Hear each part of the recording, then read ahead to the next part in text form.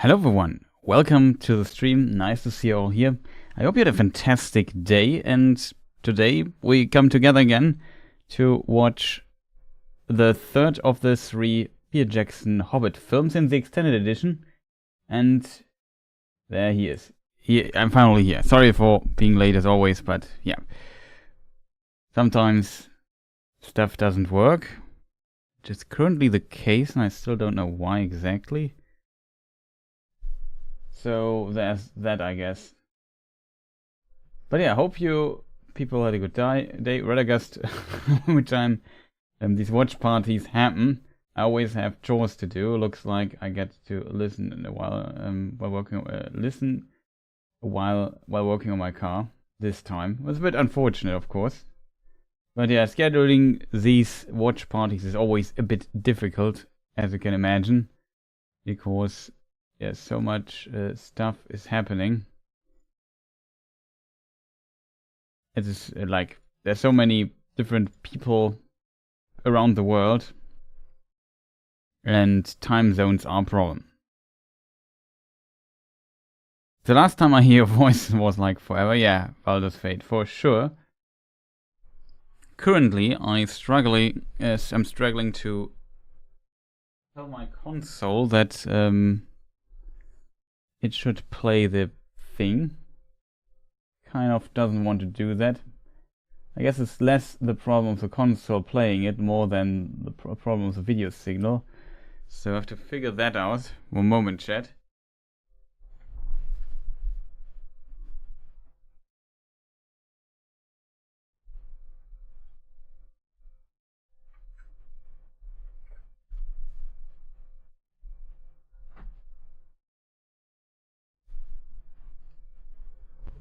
Let's hope it kind of works.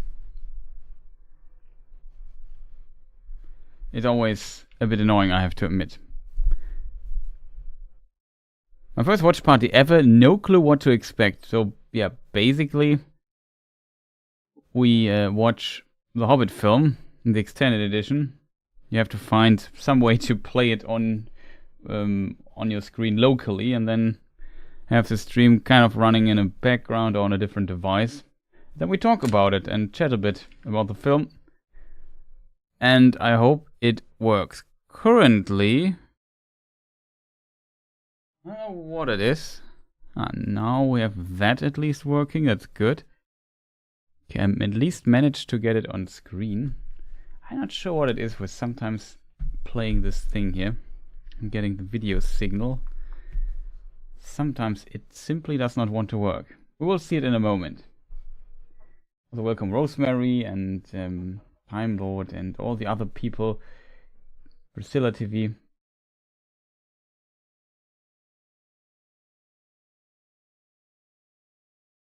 Mark and so on. So a lot of people here already.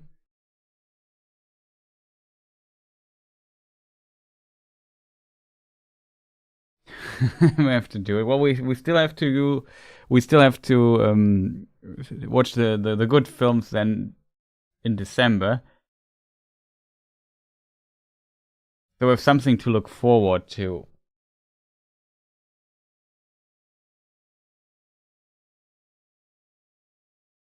I know that the Hobbit films are not that popular, but I think it feels like I've seen worse, if that makes sense.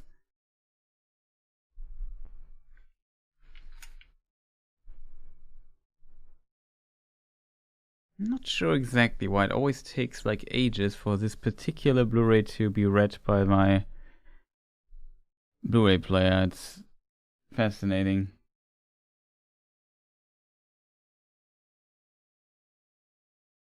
At least next time, which it will be, I assume, in a week, like next Saturday or Friday or whatever, something like that. Maybe Sunday, hard to tell. Not sure what date would be better for you people in chat. So feel free to let me know. Or in the comments later, if you watch this as a VOD later or whatever.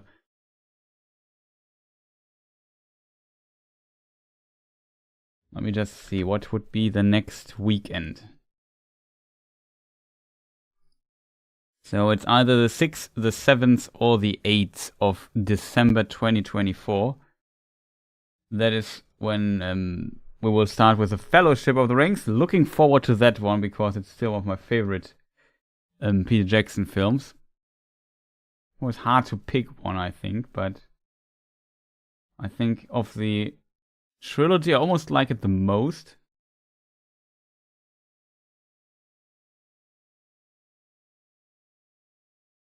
It's a wonderful adaptation.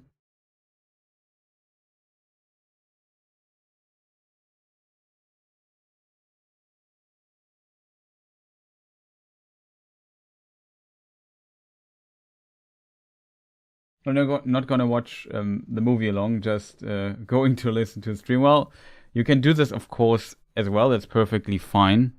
But there might be some moments of awkward silence for some time because I'm watching the film as well.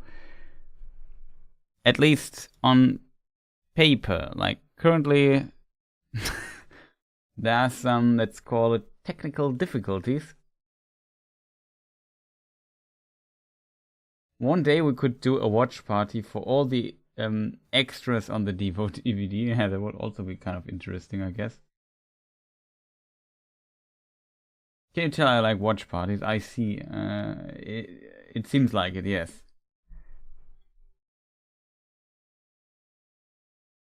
I'm also running on Twitch here at the same time.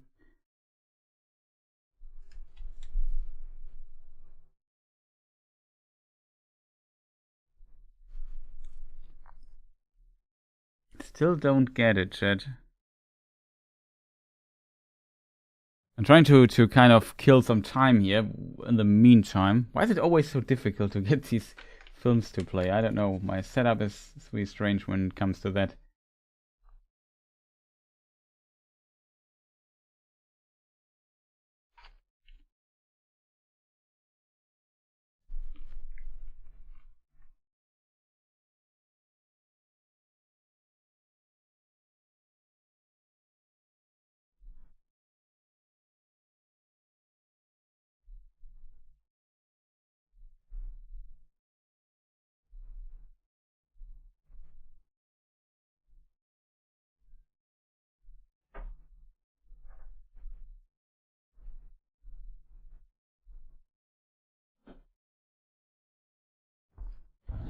Okay, I got it, chat.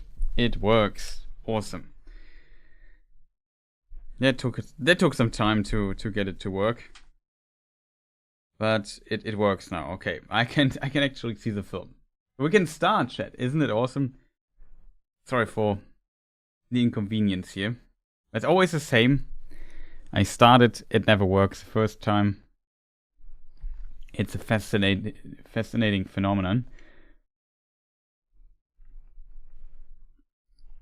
So now we come to where we left off last time.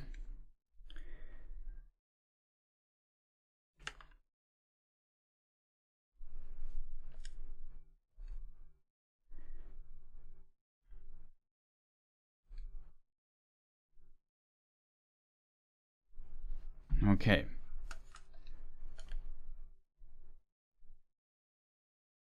That should work. All I need to do now is to set this up properly. And then we are good to go, chat. We made it.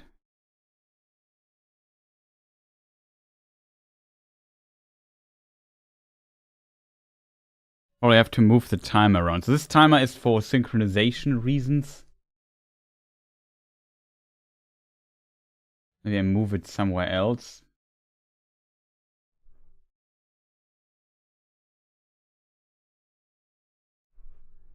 And yeah, this helps us synchronize things. So you know where in the film we currently are. I can sometimes give you an update, what scene we are seeing. I sometimes try to describe this. But yeah, just know that there might be things. If you watch the extended edition that I also mentioned at the start, right? Because every time I do a vote, I always expected that the theatrical cut would get the most, especially for The Hobbit.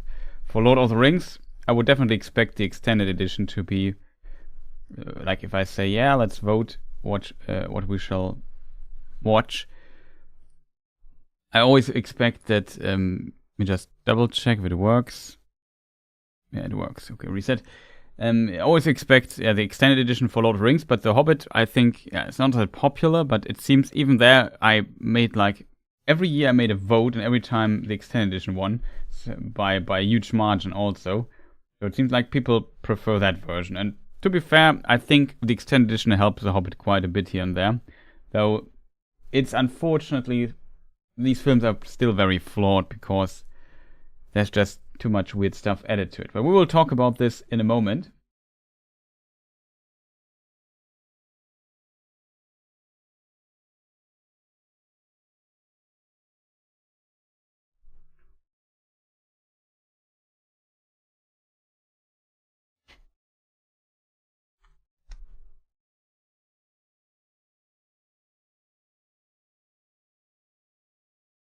Be real, we are too deep into Lord of the Rings to not watch the extension. Yeah, that might be an audience thing, I think. Okay, so what else do I need before we start? Oh yeah. I planned tweeting about it. So there's that.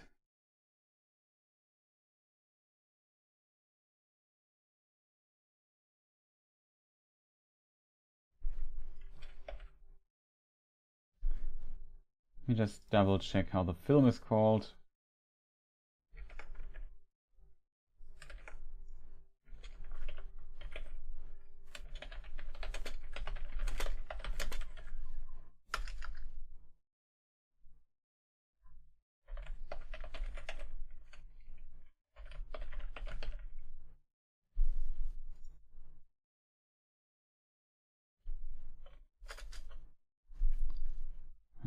All I need to do is post the link, right, chat? In the meantime, you can maybe press the like button, would be much appreciated, and the classical stuff. As said, I can't, of course, stream the film itself. That would get me into legal trouble. Always mention it because sometimes after every VOD, I get like comments. Well, where's the movie? We can't see it. Well, of course you can't see it because it would be illegal to stream it on YouTube for free. Even though technically I could do this. Thank you for the likes. It always is kind of a problem. So let me just post the link on Twitter so people are updated there as well. We're now starting. But also maybe mention it. Somebody pinging me.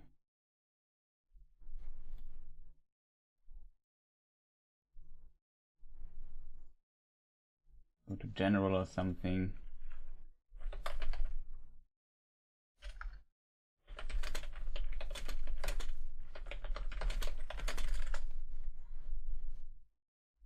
Okay, this I also have. I posted on Twitter, so people should be notified that it starts in a moment. And yeah, I would say let's not lose too much time here because already later than I hoped when we would start. Chris, is too cold here in Berlin. I can imagine. I can imagine.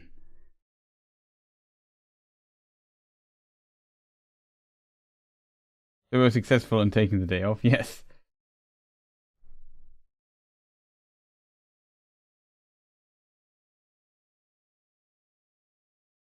Oh yeah, Rosemary was also at this panel with Philippa Boynes, I think, about War of the Rohirrim. We'll look into this also later this month, so looking forward to that. So Chad, are you people ready? Is there anything we need to check? Like if somebody has an ad break or I don't know, needs to switch discs or needs a short break, feel free to post it in chat. And then we can stop the timer for a moment because I guess we all have seen the film anyway multiple times. So, see this from this perspective. Then I make a countdown and 3, 2, 1, let's go.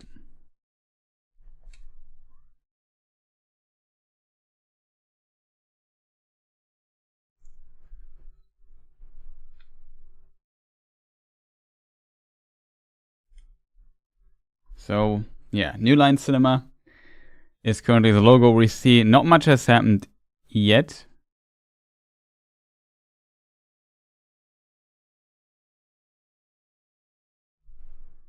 You have to make it a bit louder for me.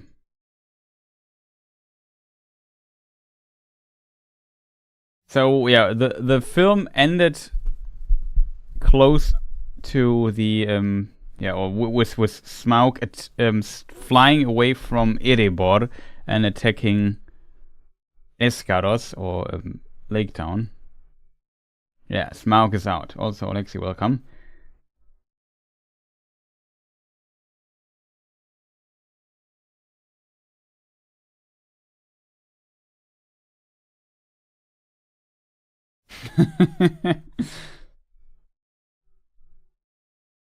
This shot I really like with Lake Town. Like in general, I think they did a decent job with Lake Town. How it looks, how it feels. It looks also cold.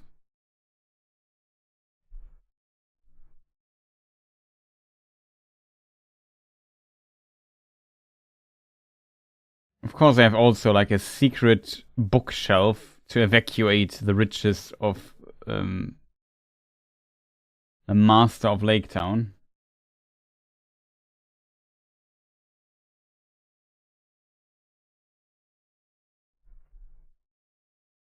Classic, like Lord of the Rings shot.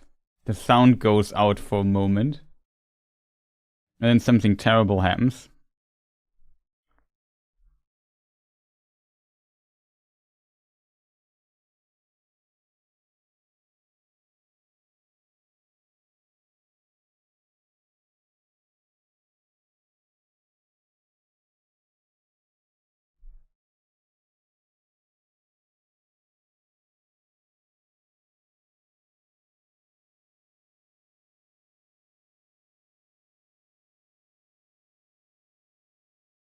As we speak.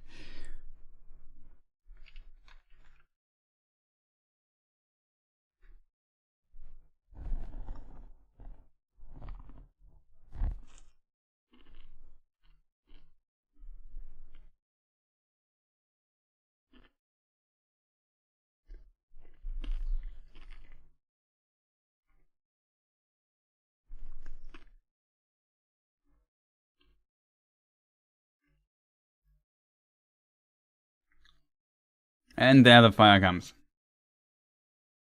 Pretty effective at firing up things.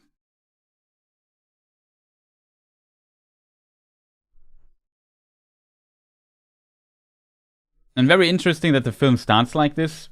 Like, there's a lot of action and stuff happening right at the start. We discussed last time if it was a good idea to end on a cliffhanger in film 2.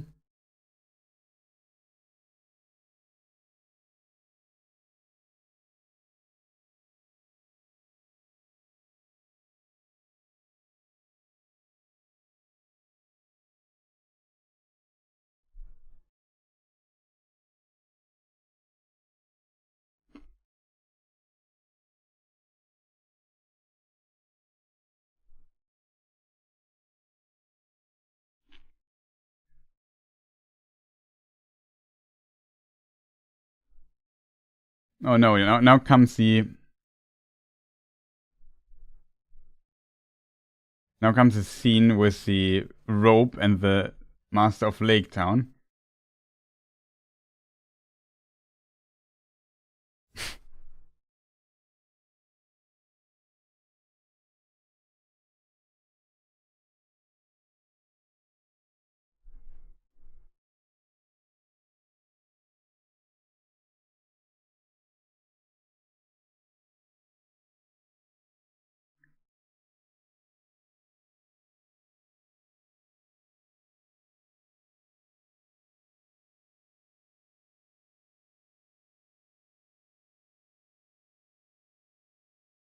Town baiting.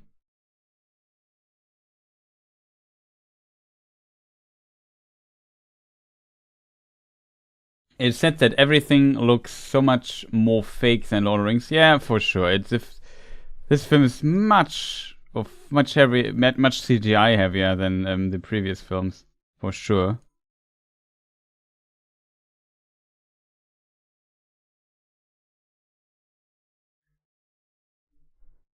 I think shots like these over the mountains and so on, and now the dwarves all being set, seeing that Smaug attacks this place.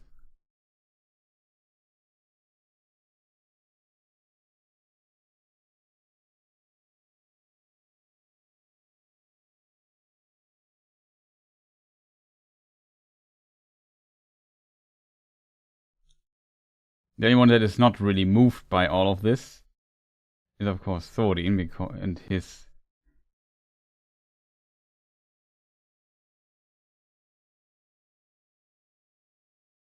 dragon sickness.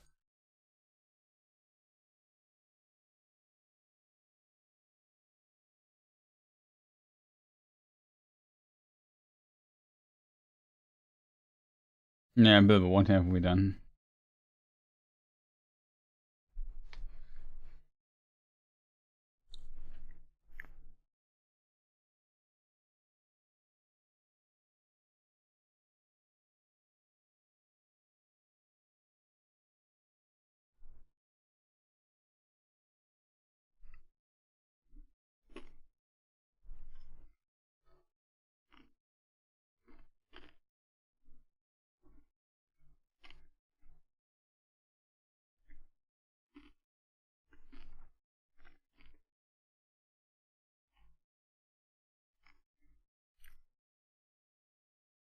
Must be very loud.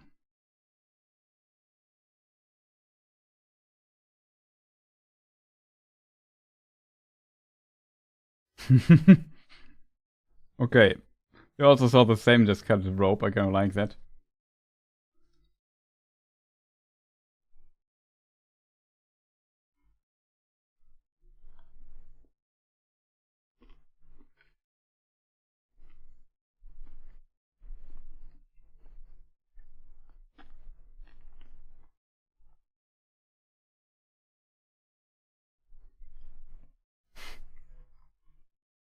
Thorin probably thinks he has fire insurance.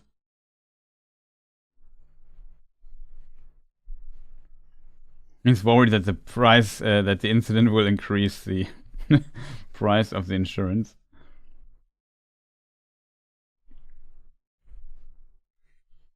It's kind of a classic shot when he looks over to the arrow and sees there's only one arrow left.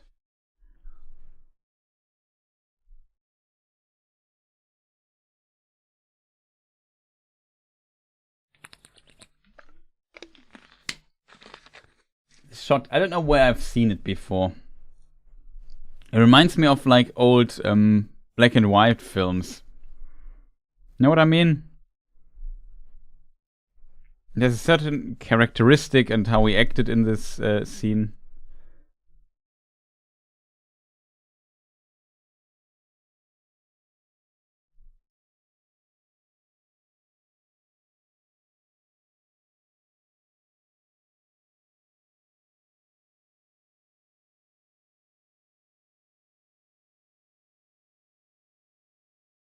This bard is pretty strong, I have to admit.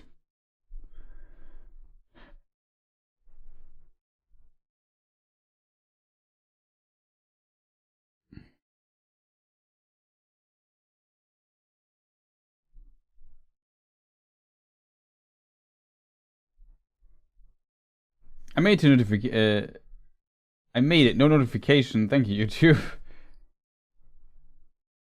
Yeah, I have very little influence, unfortunate, if people get notified. I scheduled the stream quite some time ago.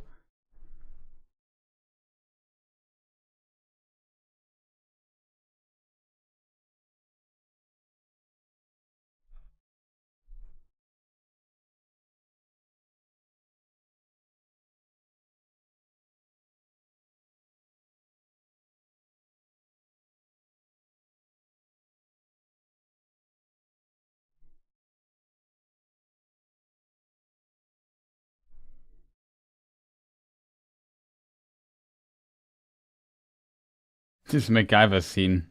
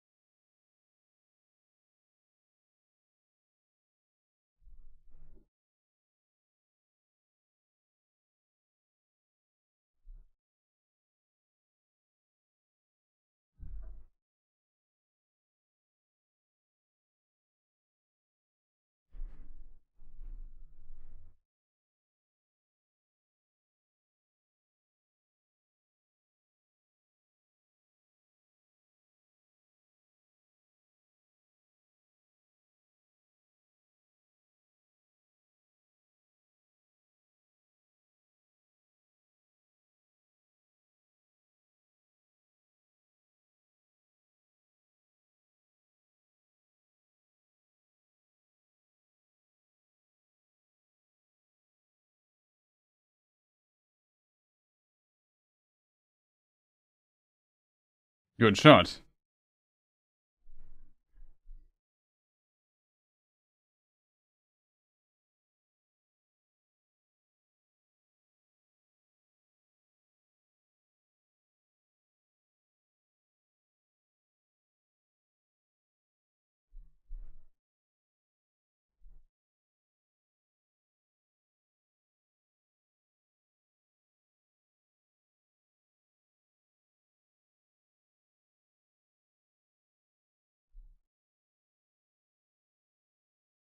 Yeah, Smaug does the typical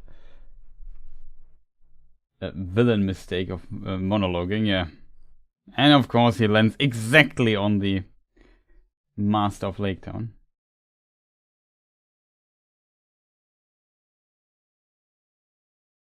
Smaug was strong, but the lake was strong.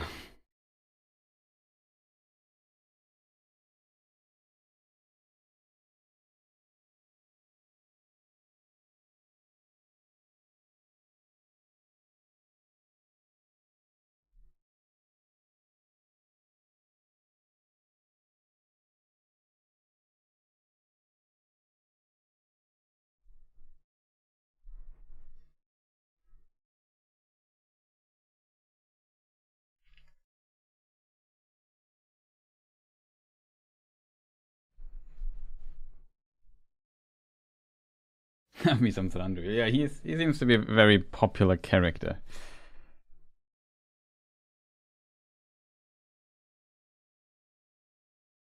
Time to rescue the wizard. We need him later, yeah, that's also true. In the cinema versions, we only see him sitting in the cage. Here in the extended edition, there's like a scene that explains several things about all of this. Because he has still the Ring of Power, Narya, and Sauron greatly desires it. In the books, Gandalf, of course, was not captured by Sauron. But here they explain what the deal with the ring is.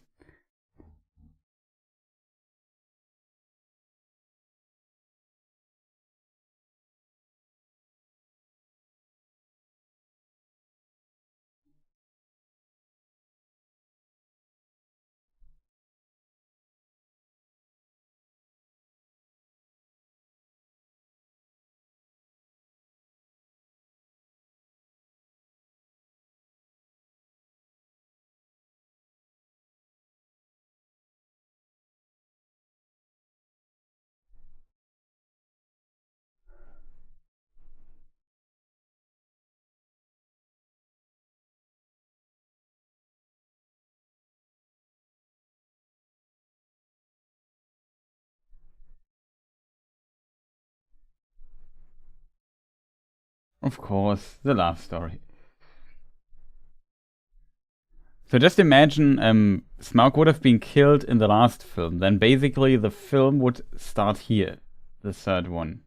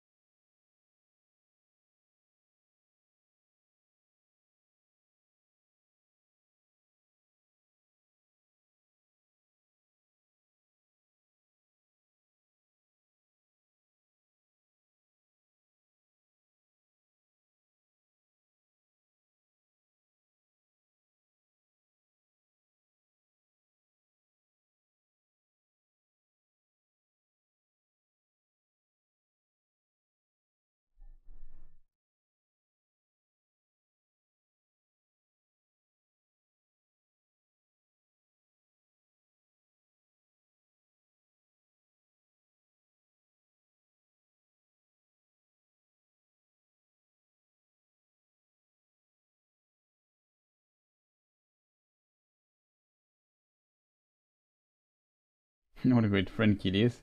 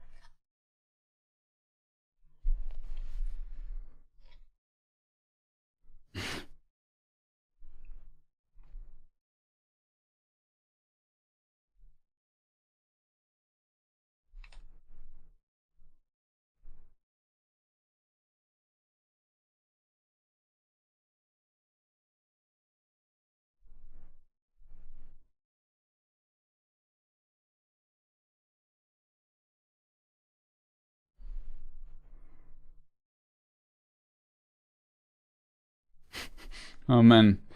Humphrey is really a character. He's so over the top, unlikable. It's kind of fascinating.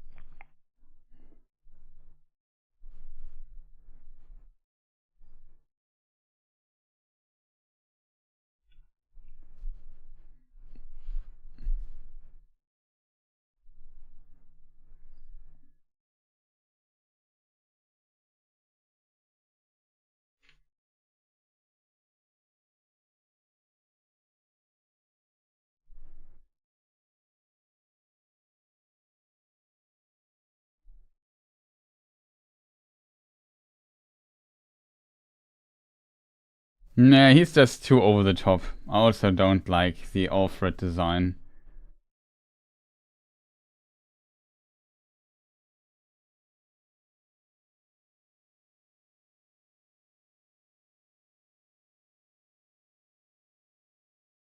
Not the fault of the actor, it's just how he's written, how he's portrayed, how he looks, how his dialogue and so on.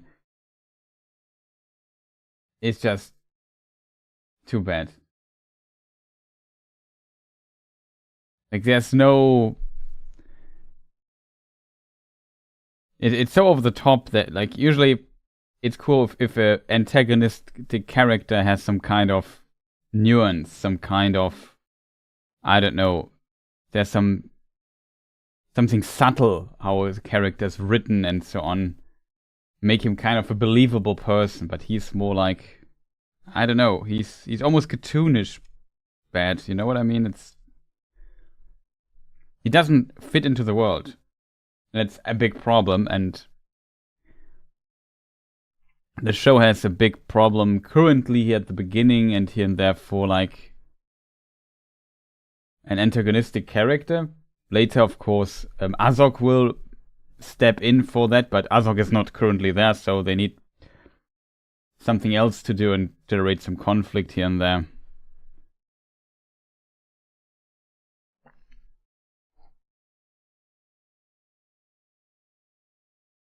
I think that was kind of is intentional that they overact quite a bit. Keep in mind it's kind of a fairy tale story. It's maybe how Bilbo would tell the story. Maybe to the children in the Hobbit or whatever, to the children in the Shire. Maybe overacting or kind of making things a bit over the top. I mean, even the treasure feels completely over the top.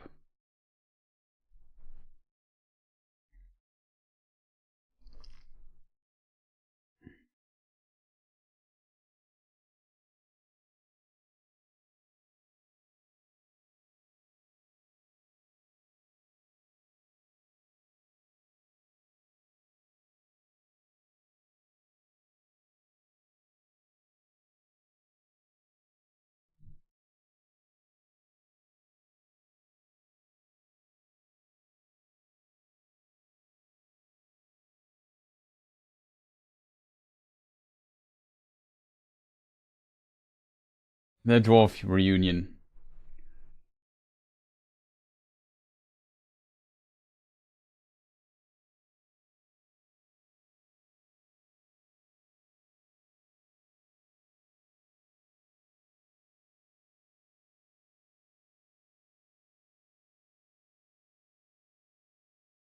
Was it Peter? I'm not sure whose idea. I have the theory that's a unwritten law in Hollywood. If you want to make films in there, you have to include a love story, if it fits or not.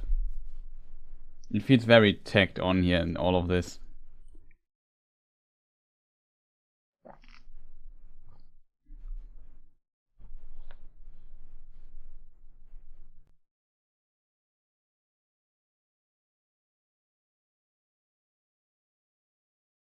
You can definitely understand, though, that they kill Smaug at the beginning of this film. It kind of gets it going a bit better, if that makes sense.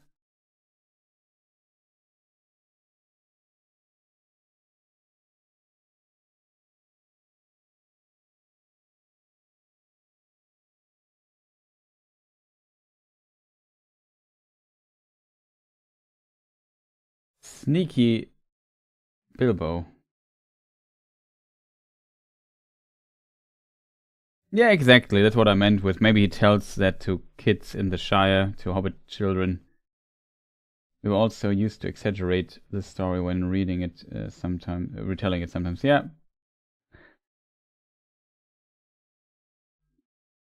For sure he did. So I can understand what they're going for. The problem is a bit... Like, you can explain why it's written like this, but the problem is, if the story doesn't work how it is told in this film, in many ways.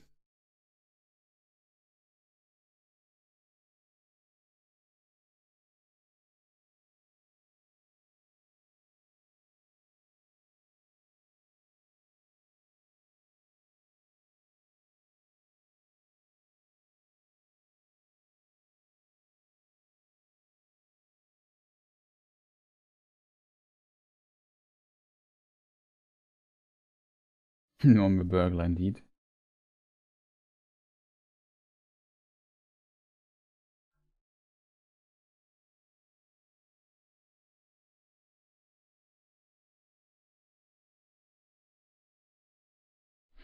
Philippa, so just for context, Rosemary was in it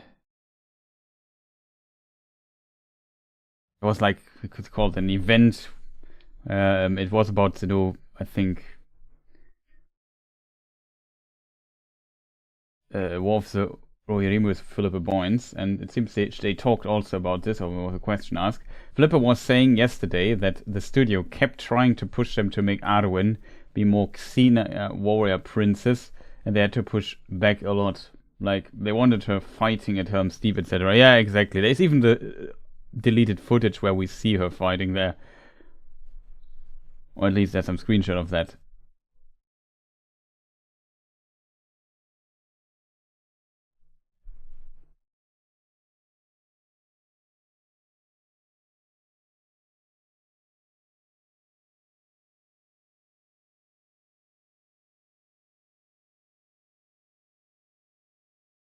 Yeah, discussion with Philippa Boyens, one of the primary script writers of the Hobbit movies and of the Rohirrim. He also worked on Lord of the Rings, of course.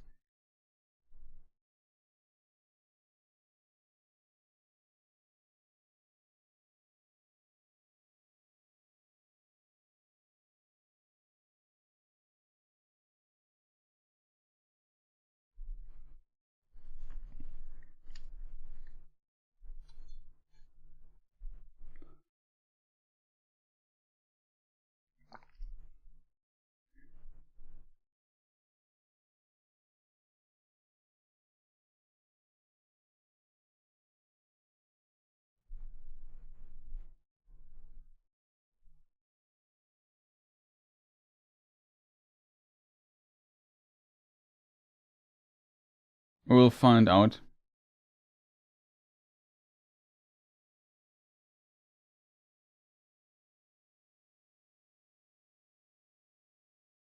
Gundabad.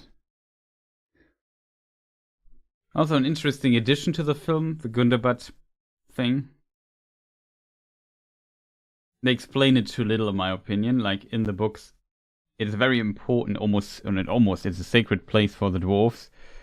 But the dwarves often fought with the orcs over Gundabad. It was basically where Durin the Deathless, awoke. One of the 7 original dwarf fathers. He woke alone there, and then found other companions on the way, and then these became the Longbeards. One of the 7 houses, and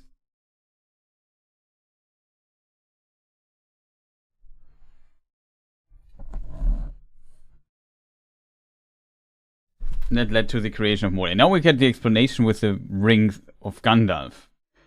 This is now a scene we don't have in the theatrical edition. This dude here does not appear there. I think it was one of the original designs of Azog or something.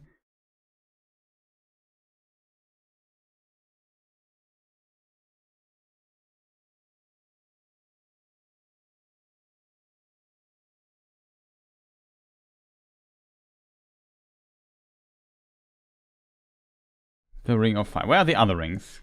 Cut, and we see one of the other rings. Kind of a cool shot. Or cool cut there, in my opinion.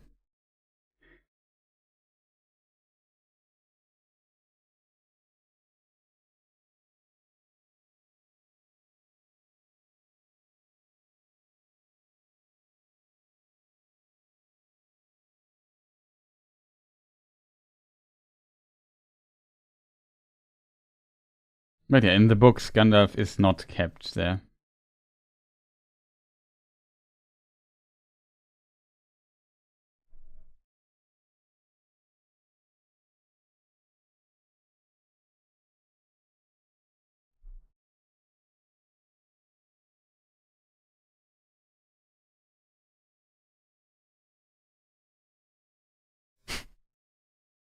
It seems like a classical Peter Jackson shot that this dude just explodes.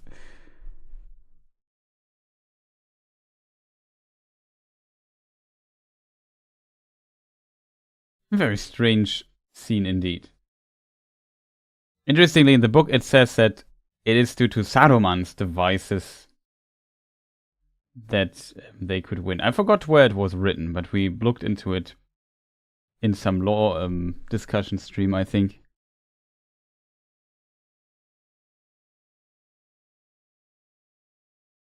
I think 2 weeks ago or something.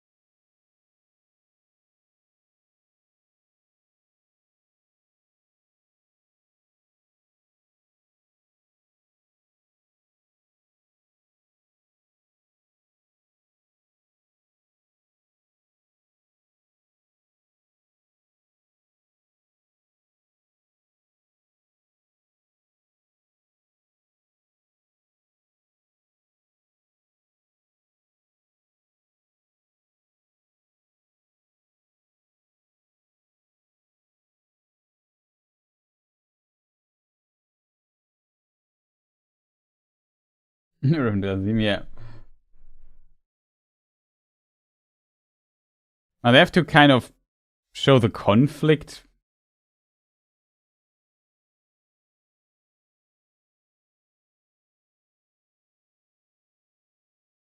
It is really strange. I agree. I don't get the healing though for the next 50 years. Well, technically, the dudes are kind of dead.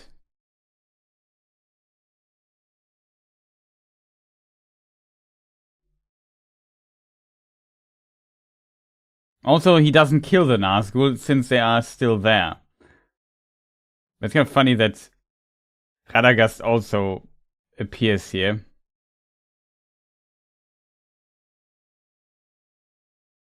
With his emergency slide thing.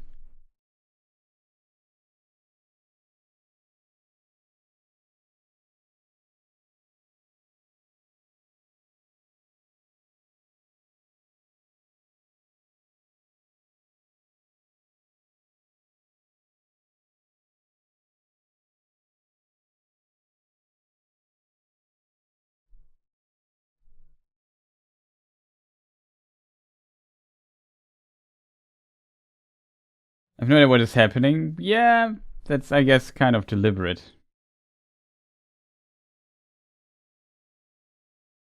Seems like these Nazgul can a bit teleport.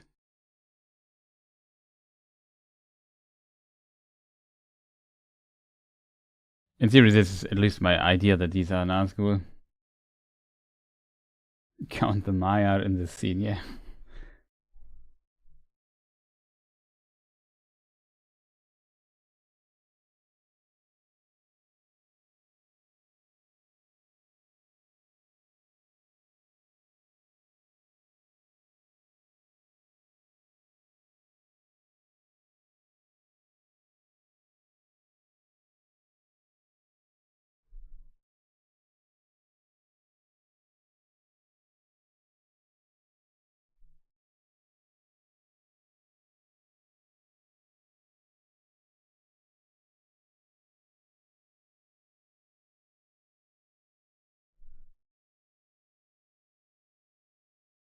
The scene is so strange.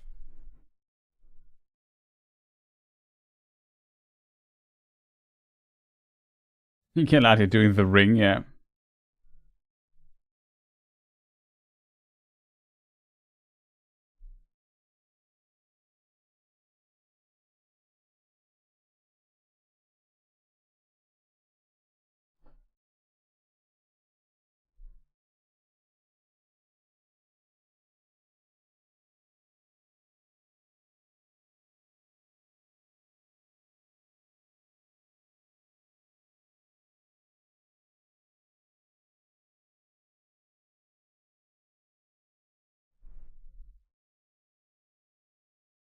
Doesn't climb on my screen. It's a strange idea that when Galadriel uses her power, she becomes kind of this weird race-like entity. I think that's not how elven magic works, but whatever.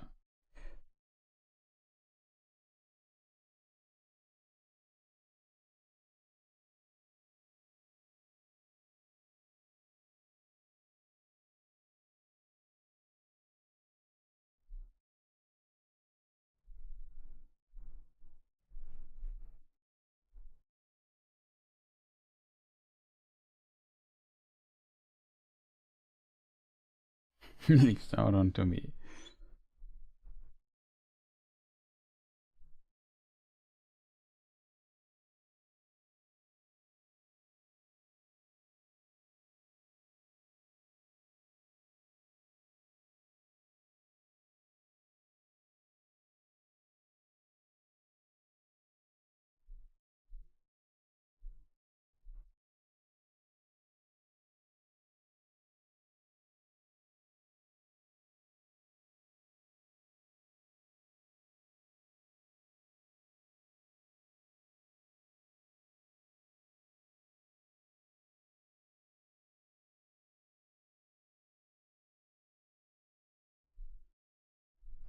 I don't know what's the point of this. It's very strange.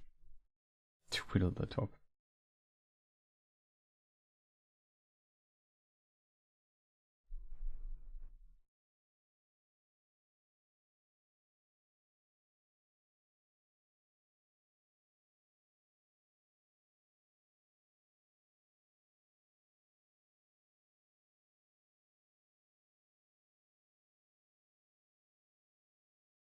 Another again. The slapstick stuff since you do.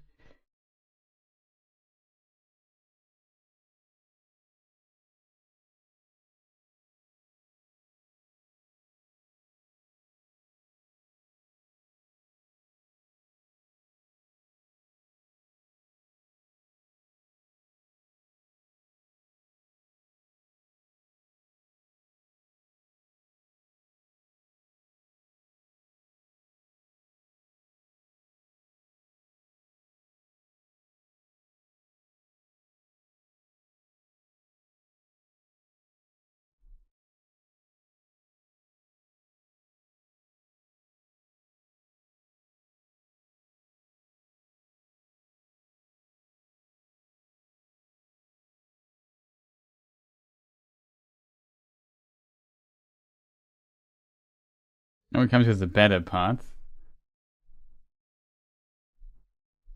Balin and Bilbo dialogue's always good.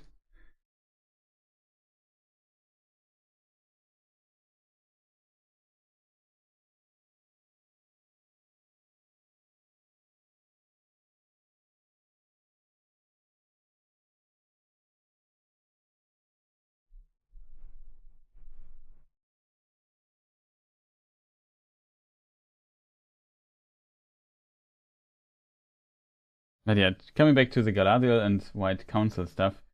In the book we just don't get told what they do exactly to get Sauron out of there. They just go to Dol Guldur. So Saruman, Gandalf,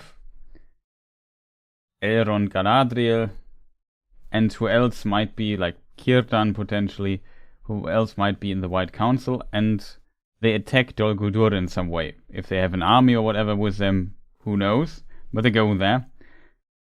And then Sauron has to, or decides to leave Dol Guldur and returns to Mordor. And that's what we kind of saw there. The only information we got on this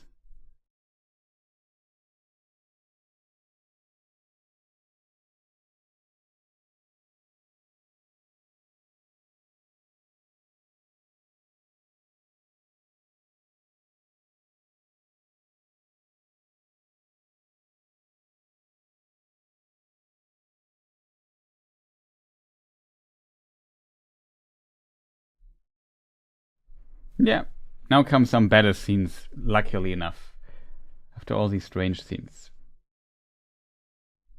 We only can read that it's due to the devices of Saruman, something like that. I even forgot where it was written.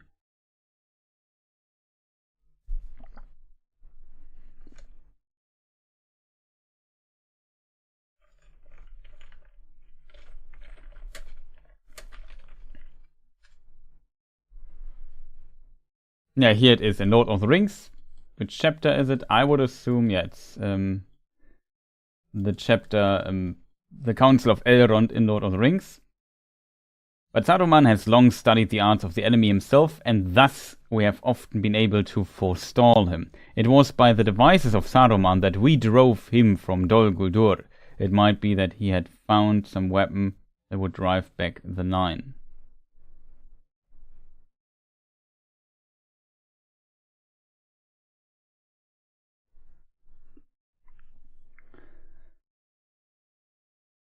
I think the best part is definitely the conflict with Thorin and his companions and Bilbo in Erebor. I think that's definitely a stronger part of the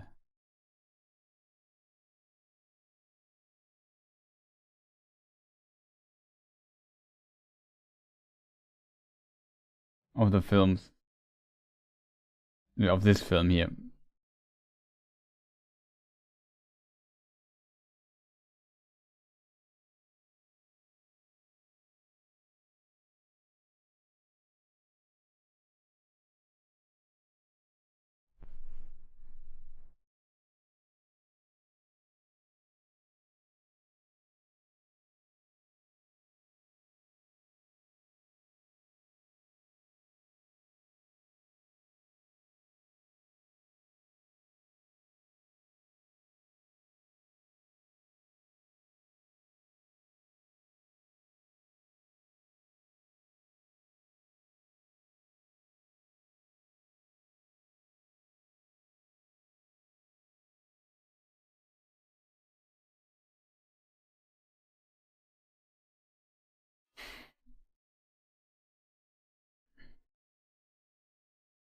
Like Dine or Dane or Doin.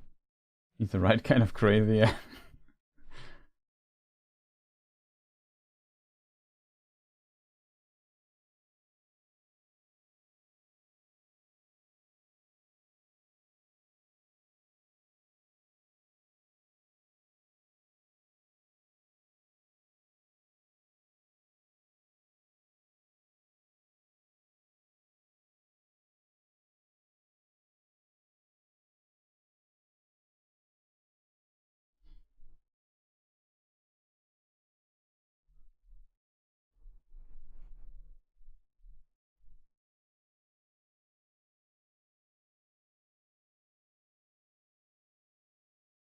I've been to a great council of the White Wizards, masters of law and good magic. They had at last driven the necromancer from his dark hold in the south of Mirkwood.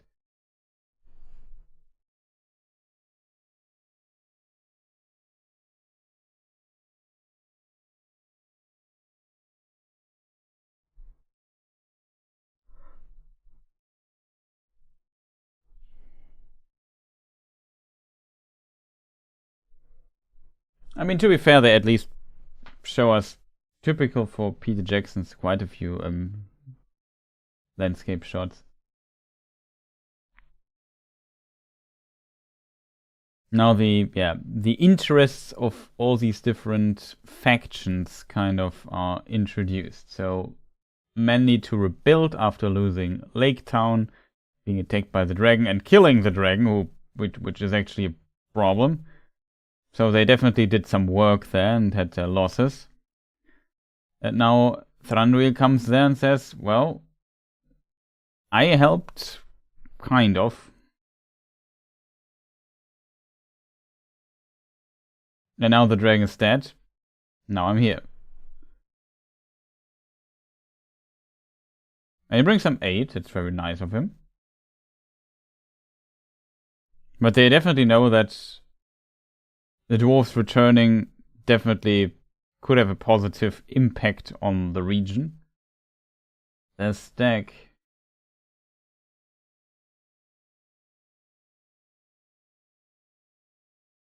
For the shields, I like the armors and weapons from the Lord of the Rings movies.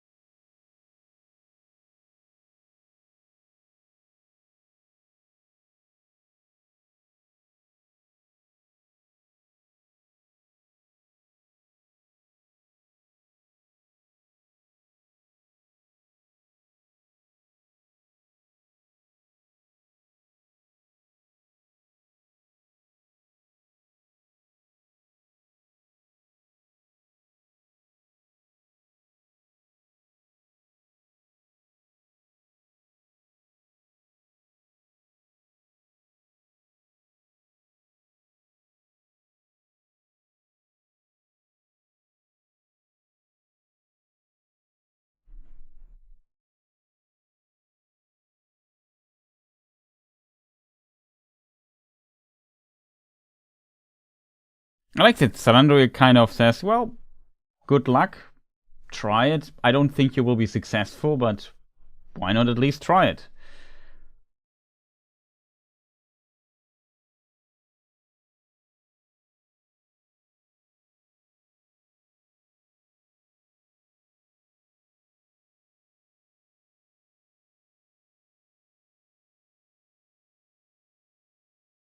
And also, Thorin gave his word to the people of Lake Town. It's also kind of a strong argument for them, I guess.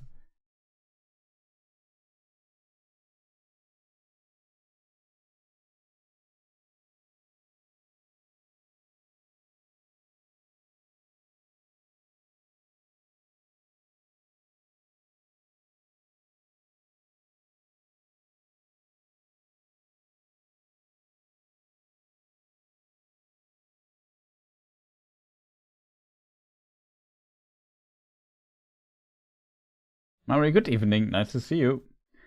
Currently we have the scene where Bart now walks to the wall and negotiates with Thorin Oakenshield. And we see Roak, the raven, I assume, at least one of the ravens, bring a message into the east, to the Iron Hills, I assume.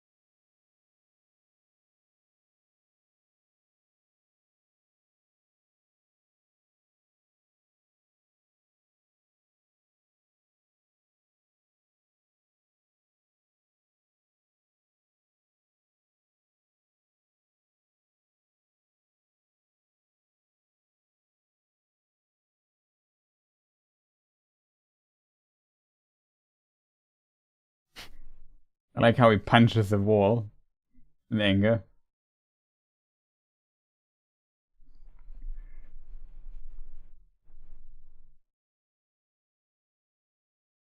The wide shots of him riding doesn't look. Yeah, the CGI, like, even though back in the day it looked okay, I felt it was kind of state of the art, but the art has moved on since then.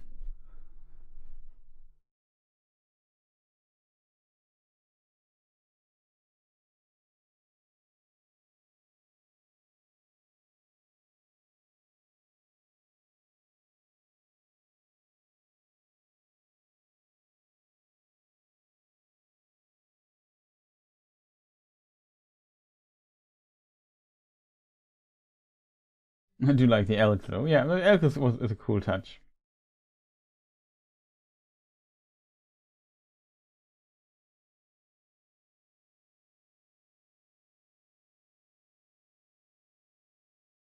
I think movies set in our times and in our world should also include way more men with long hair.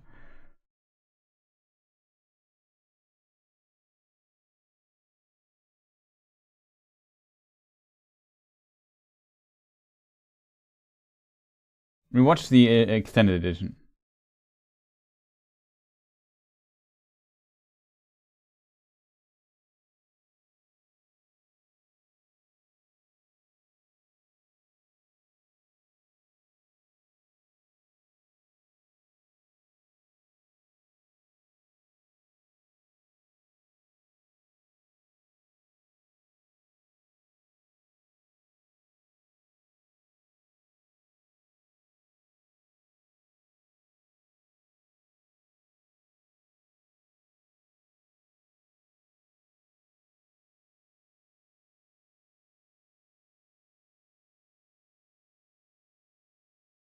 You still think he's bitter about all the wine Bilbo drank while figuring out how to save the dwarves from the dungeons? Maybe.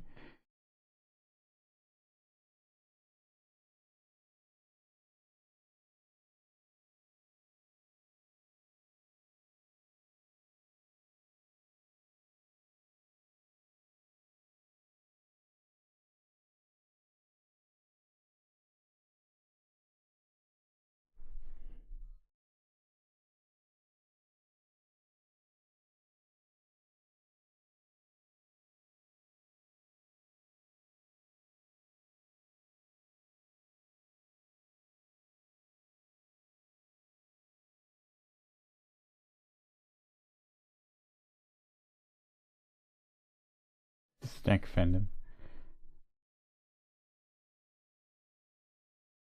But yeah, of course, the wide landscape shots don't look that great anymore. We've seen this better by now, but yeah.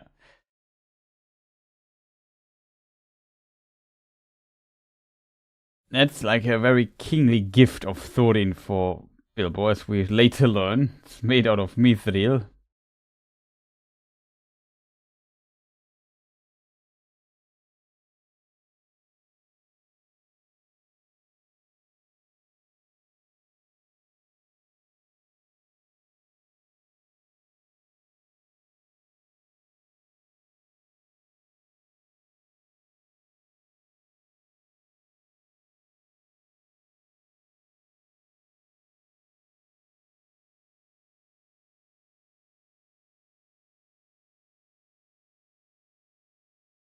Truly king's gift. A kingly gift, yeah. It's worth more than the entire Shire.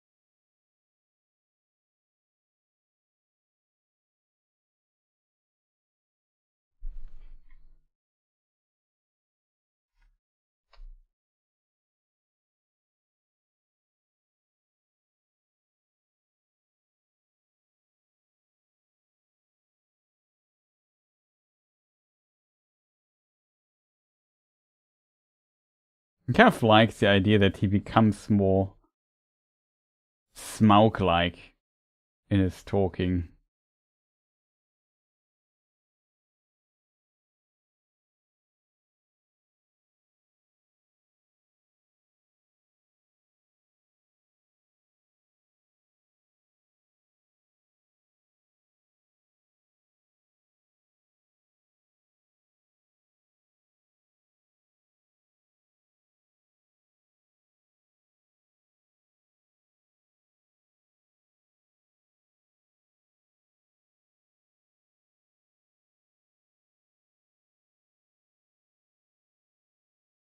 It's kind of interesting that Angmar is so often mentioned. It's not a fortress originally, it's mountain.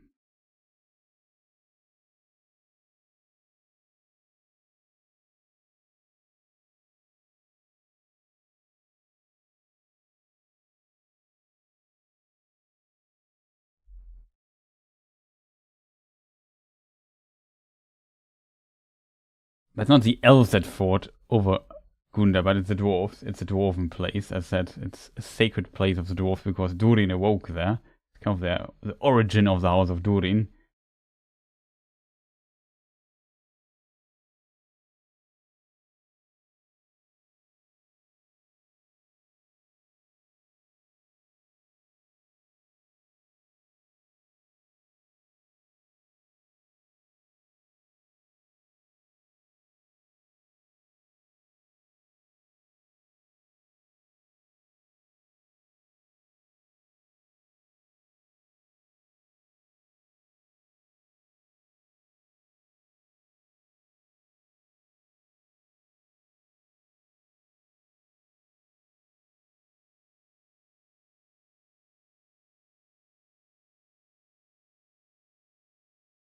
Pointy head.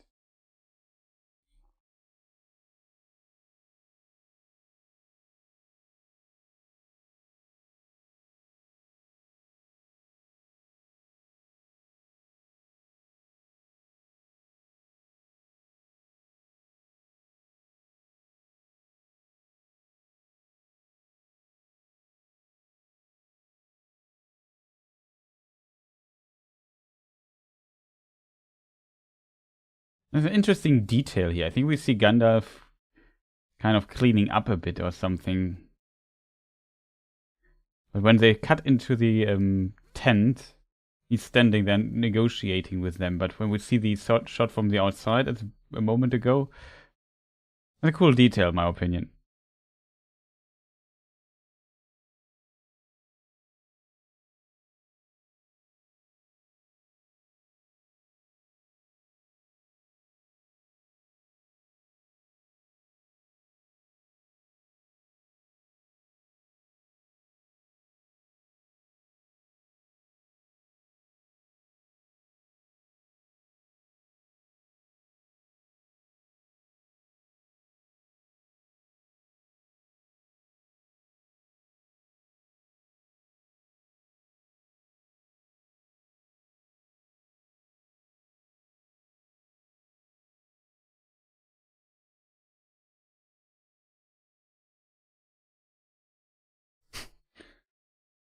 Why Gondor itself will fall.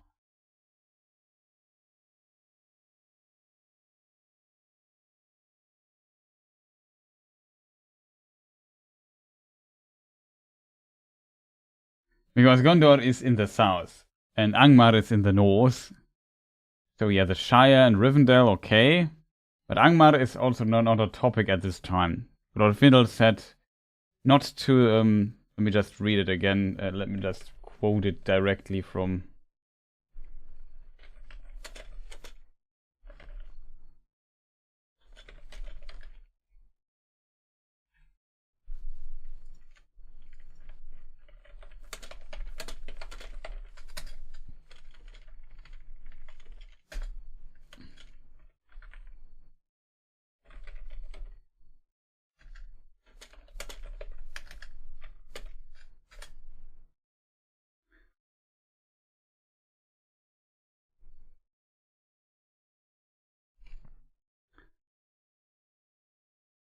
So in the appendix, Glorfindel says, or let's start here. Earnur, there was a king back in the day, now wrote back, but Glorfindel, looking into the gathering dark, said, "Do not pursue him. He will not return to this land, the Witch King of Angmar. Far off yet is his doom, and not by the hand of men will he fall." So he also not only said that he will not fall by the hand of men, spelled M-A-N, by the way,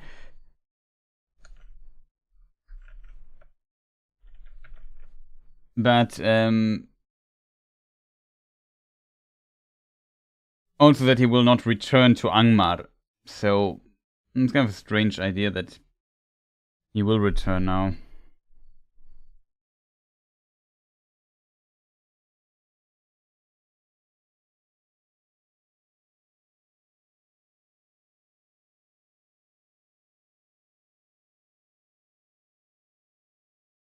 Now we're seen with Bilbo leaving.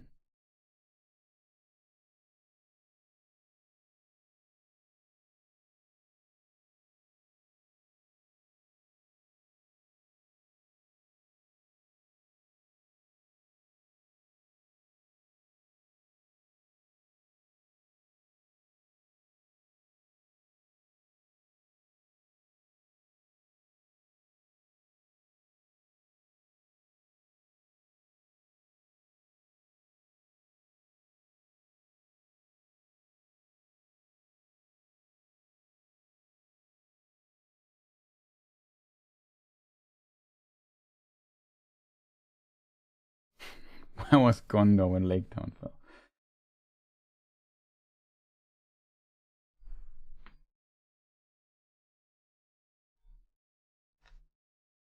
I mean, the consequence of Rivendell and the Shire being destroyed are, of course, massive. Don't want to play this down. But yeah.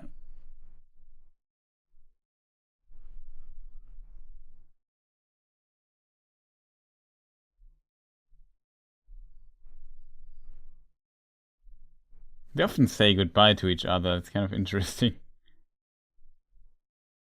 But yeah, Buffo also understanding Bilbo and letting him go. Yeah.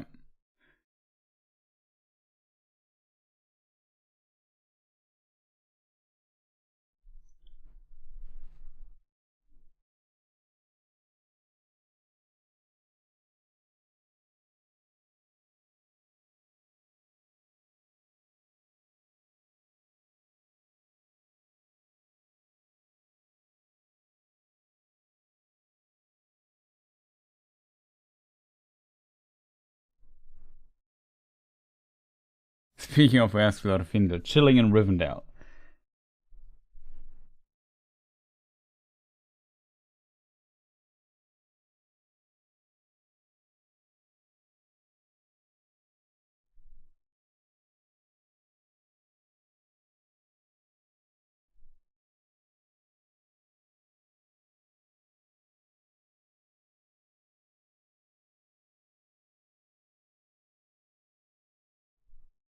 Oh, an interesting scene.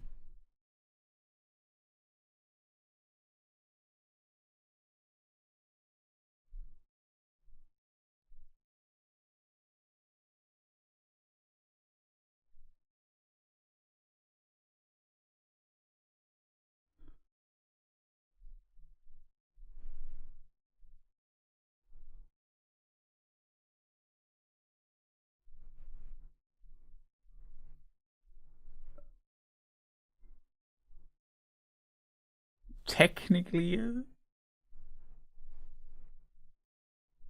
sorry about that.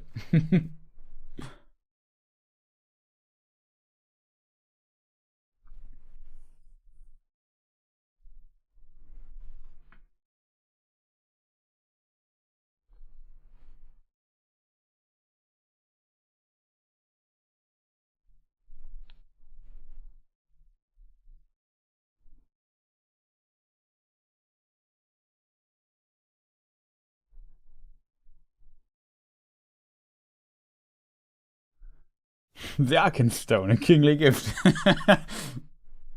Well played, Aris Aurelian.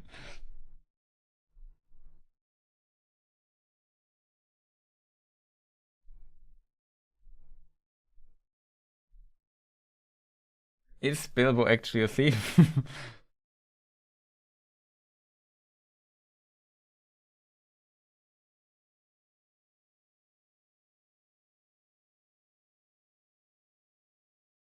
It's complicated. Let's say Bilbo has some tricks up his sleeve as well, it seems.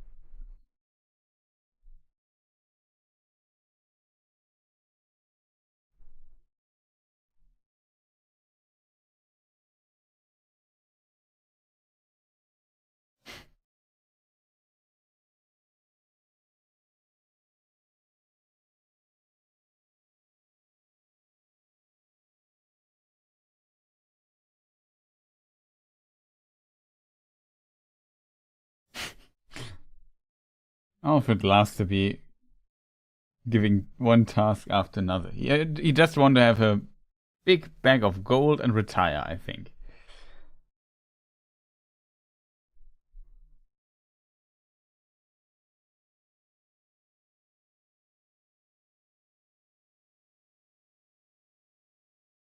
Remembered earlier, Bilbo stole food and wine in Thranduil's halls as a freeloader. Yeah, that's true. He came with the company as a burglar, as a thief, and he is actually a thief. He became one.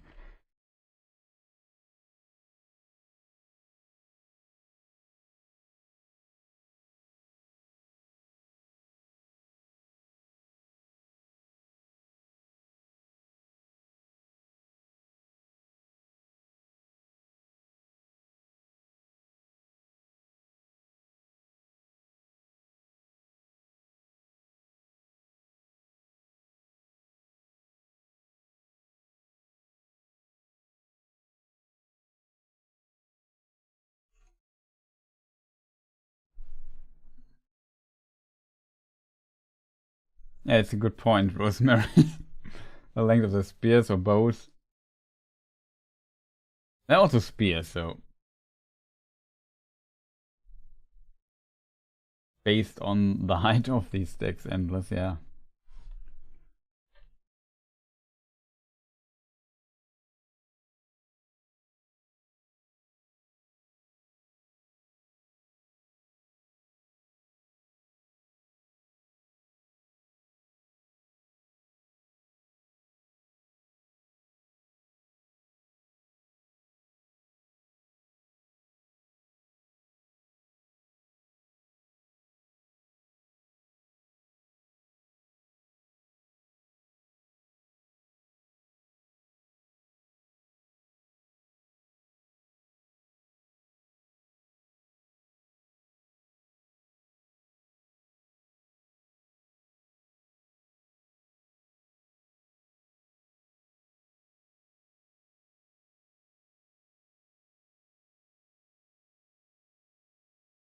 A filthy lime.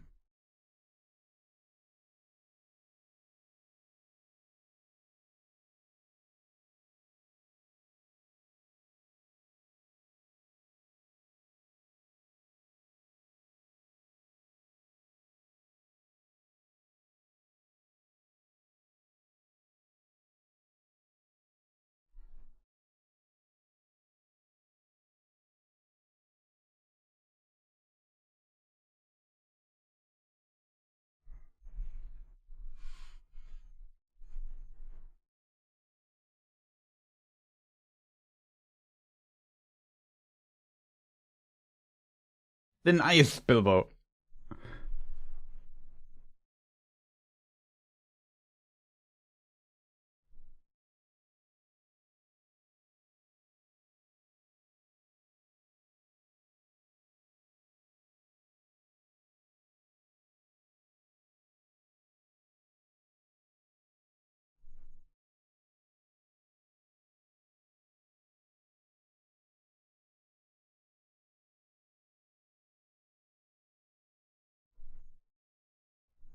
Yeah. I also like the scene, the company protecting Bilbo from Thorin's wrath.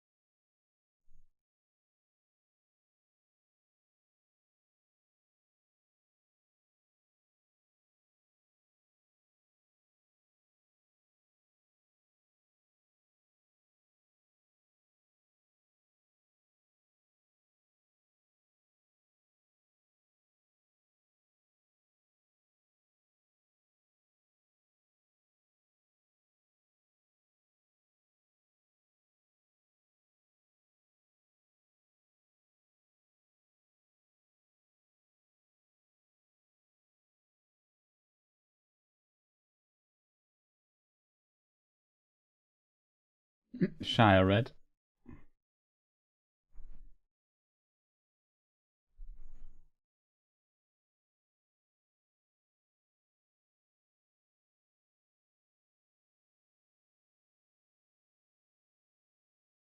Oh, he names Ixelion. That's the steward of Gondor, I would assume.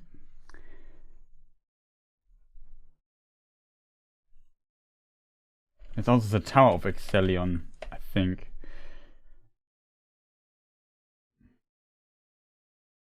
Ixelion the Second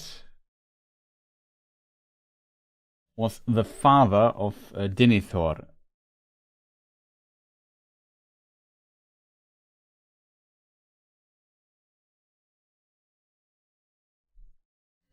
Interesting. Actually, the ruling steward at this time was, though, the grandfather of Denethor II, which was Turgon. Ixelion II is not yet ruling. The rule of Ixelion starts 2953. The Hobbit plays 2941, I think. Or was it 42, chat? Something like that.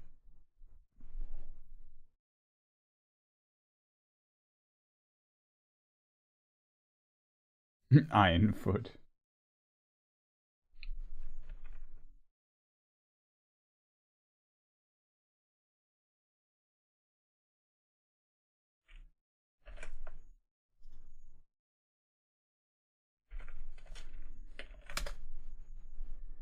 Yeah, Ixelion, the second son of Turgon. There's for sure like some kind of yeah, birth of Denethor, son of Ixelion, 2930. Death of Ixelion.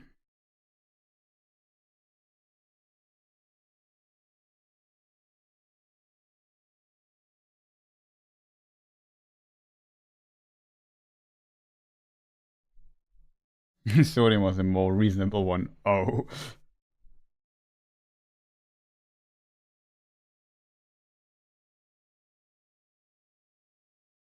And that's a list with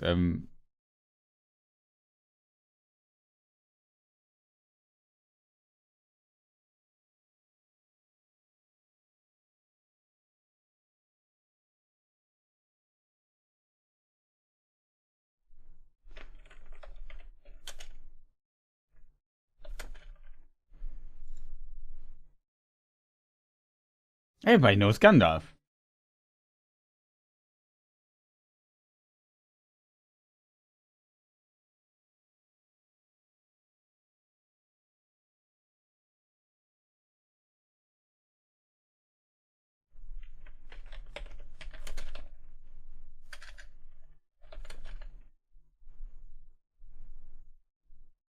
Yeah, 2941 was the Battle of the Five Armies.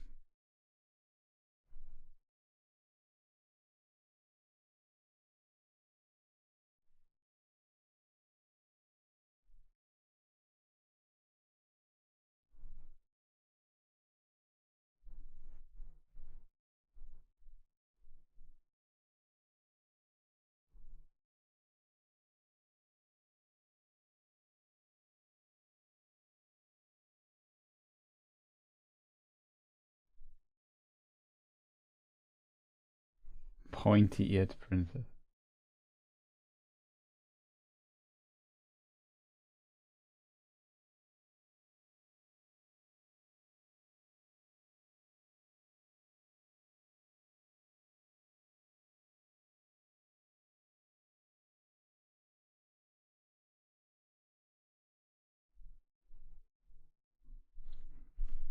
Well, the dates are in the appendices when they ruled as well.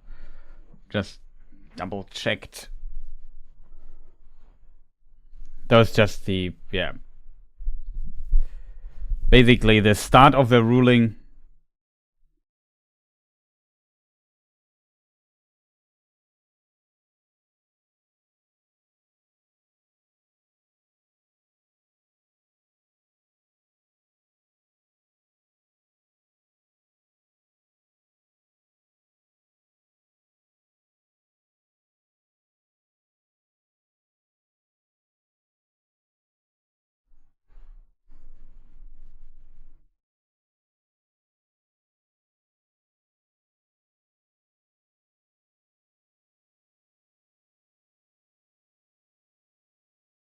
It's fascinating that the dwarves can reload their bows faster than the elves can shoot their arrows.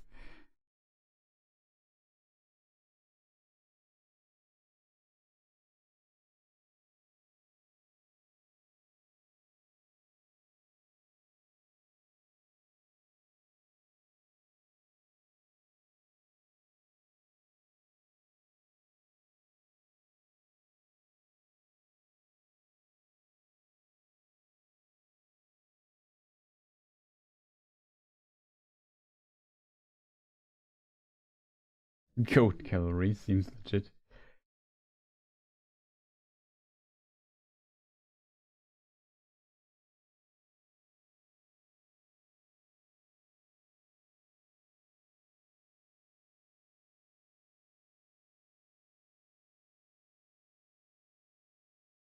How does Gandalf know the Iron? Gandalf never went to the east. The Iron Hills are east technically. Just get the map out.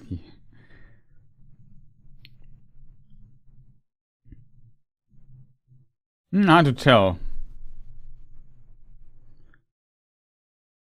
Maybe he visited somewhere sometime. I mean, technically, Erebor is also in the east, and Gandalf was there.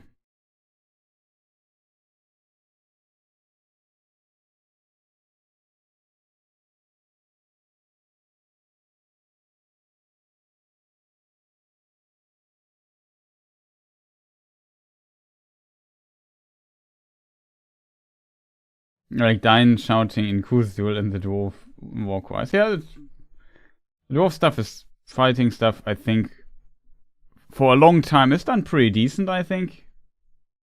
Even though it has always its over the top elements.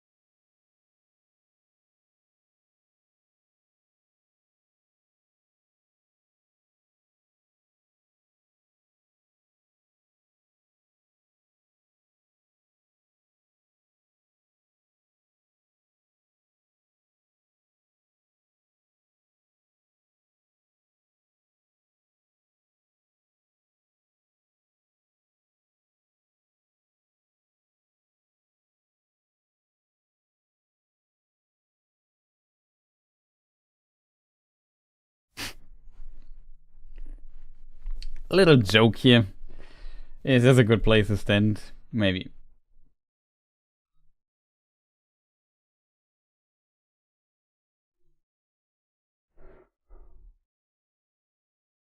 I'm not sure if the boss survives, to be honest.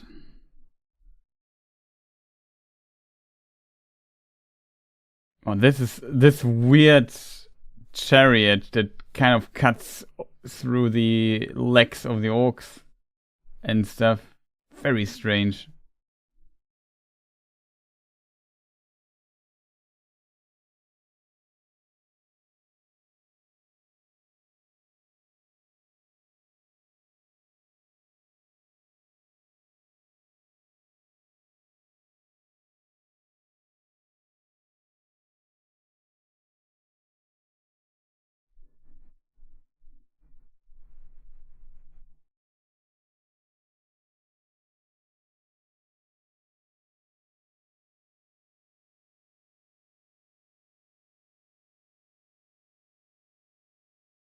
Some orc had to learn all these signals. Some orc commander had to learn all these signals.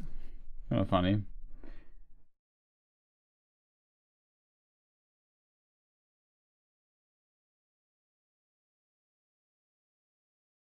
Yeah, huge trolls in daylight.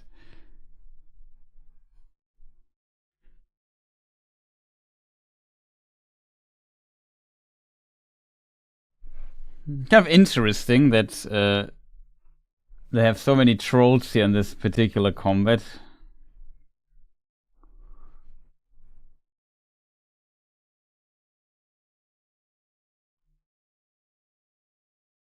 And siege weapons and whatnot.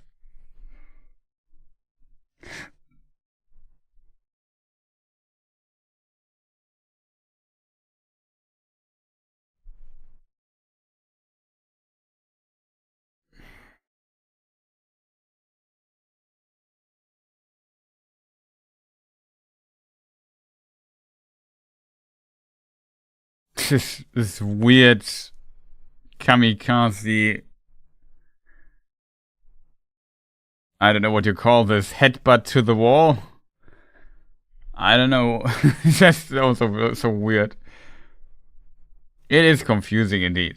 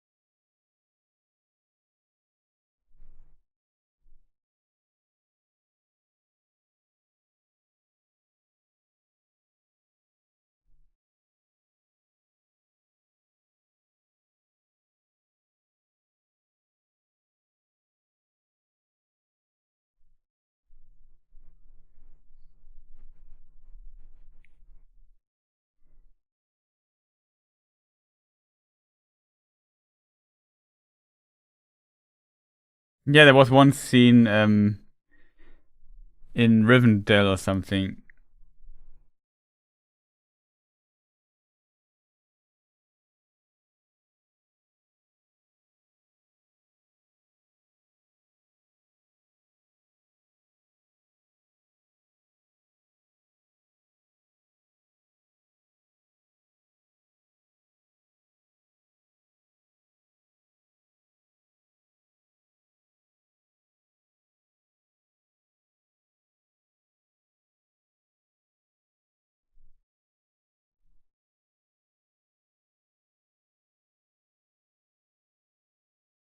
Donk.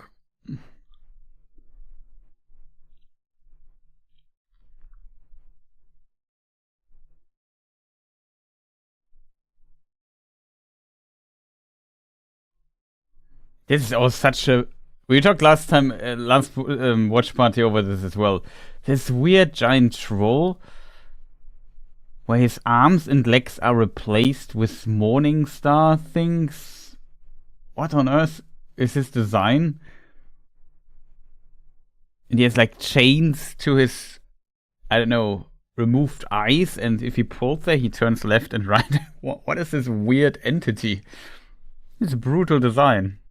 Could be straight from Warhammer or something.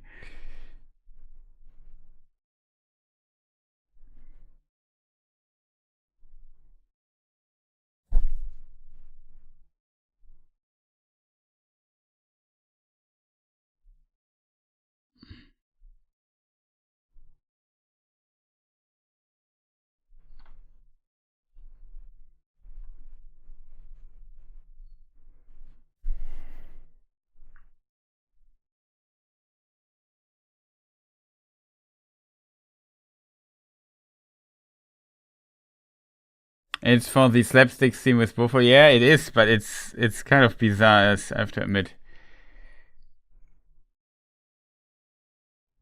But the balcony scene, I think, is in the first film. Yeah, it must be in the first film. The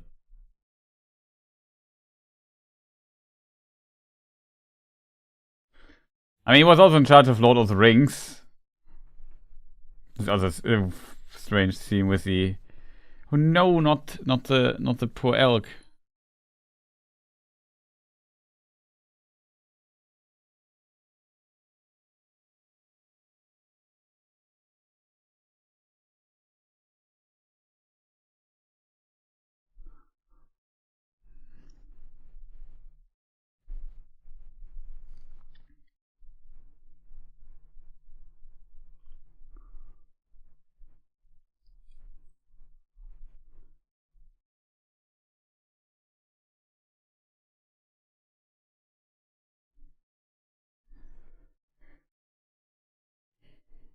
Oh no, not the pig.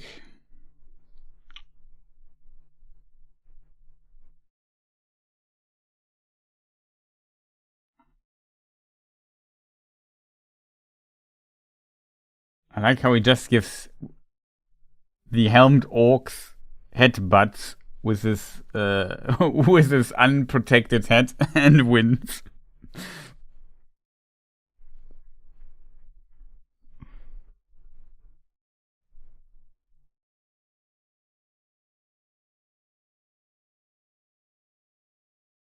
No, the slow motion retreat.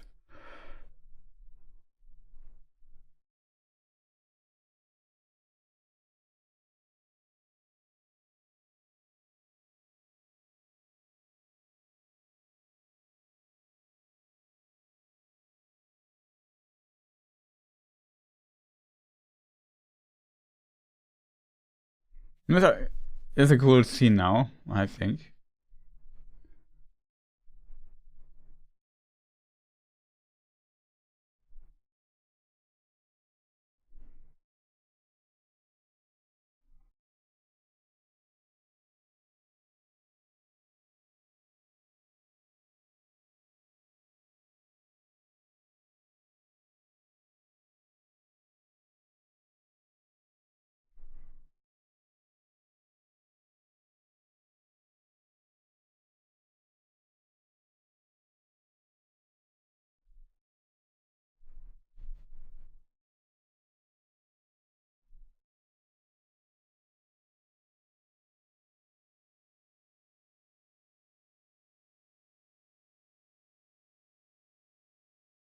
Thronir is a great swordsman for someone that just chills on a throne and drinks wine, yeah.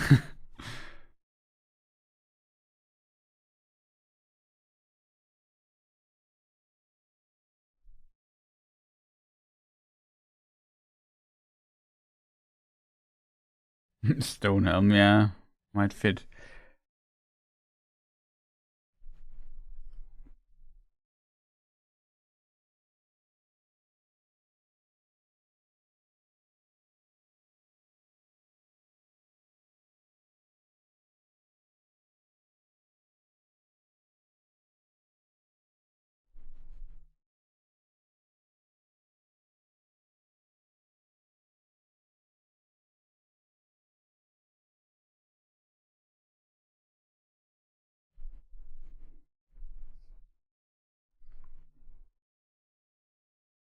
There's also a cool scene between Dwalin and Thorin.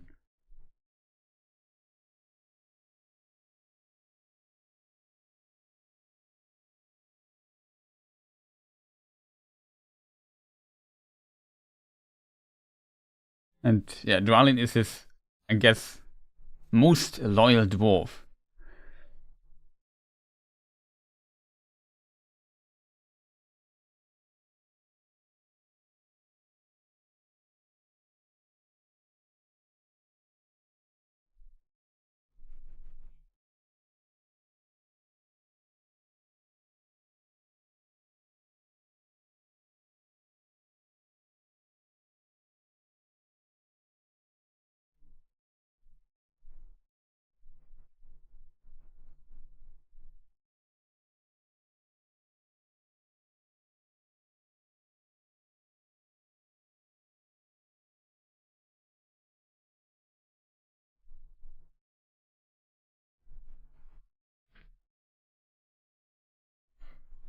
It was definitely there, but the combat itself is not that detailed, not described in much detail, to be fair.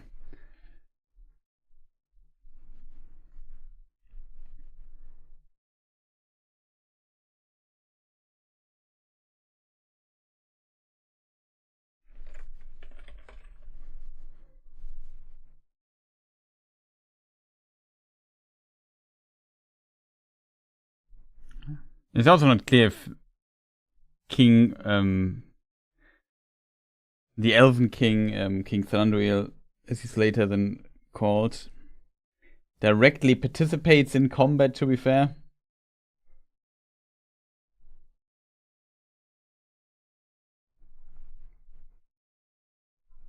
But like I said, in the book, it's not described in too much detail. Like, Bilbo gets knocked out at some point, and then Gandalf tells him what happens later, basically. In a short summary, that's how the battle is kind of handled in the books, if I remember correctly.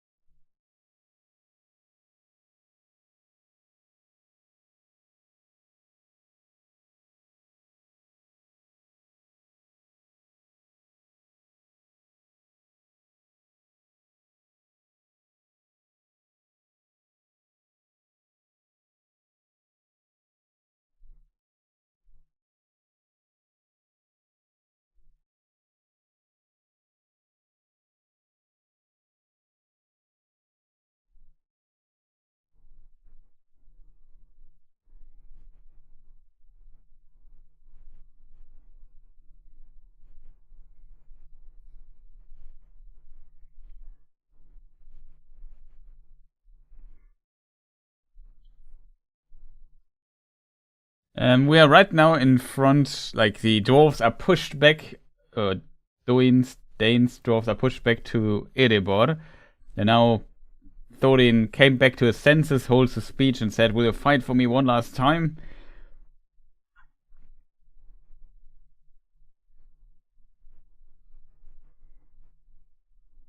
And now Bombor blows the horn.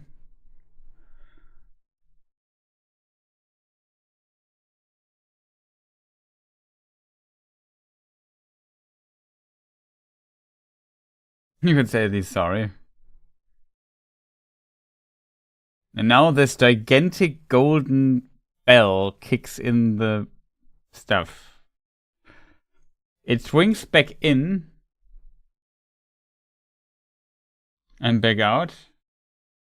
And now it's gone. If you look in the other shot in the background.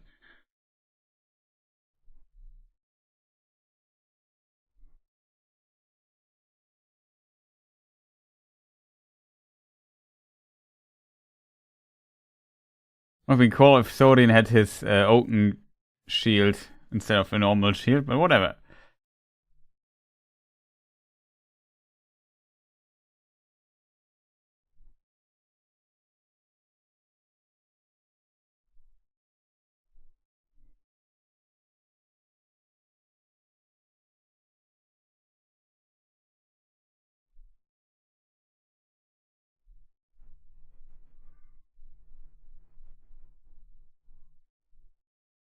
We need more good apologies. Yes, true. To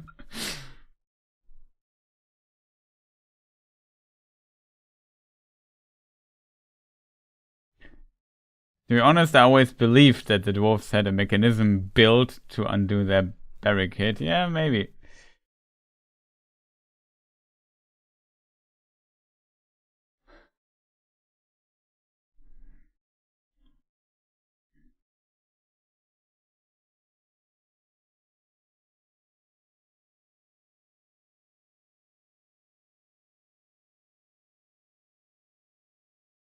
Now comes this weird entity.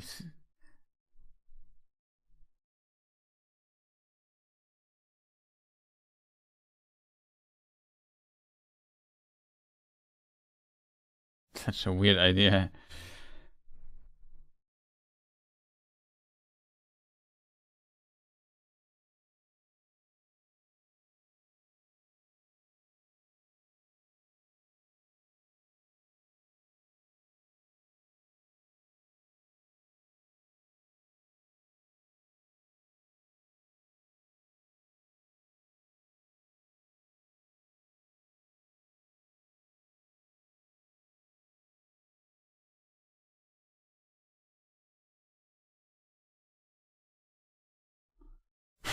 Okay. The slapstick battle of the company begins. Yeah, it does.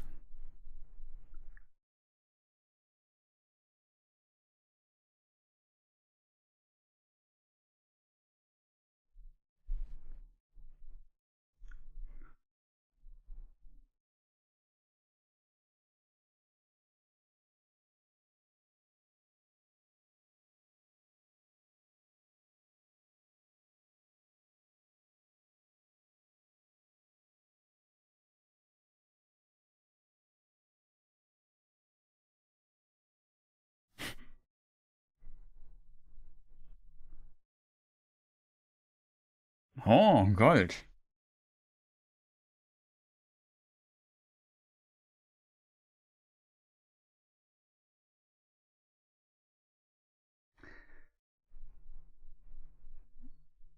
Such a...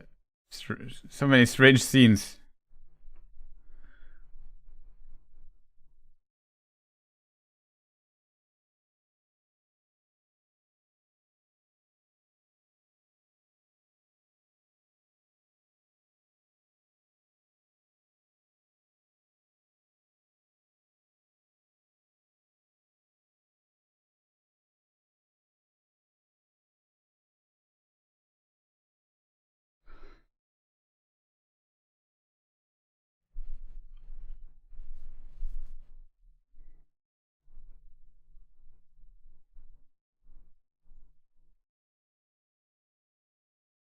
Interestingly, in the books, Dain has killed Azog in the battle a long time ago when he was young.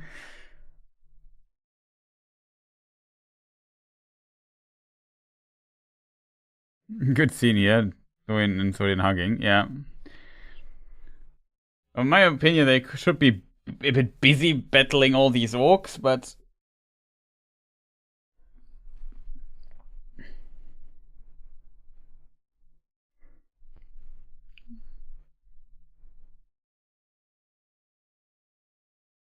I mean,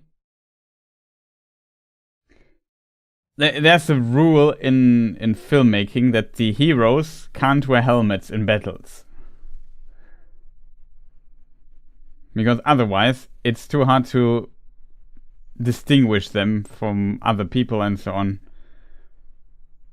See this more not as a...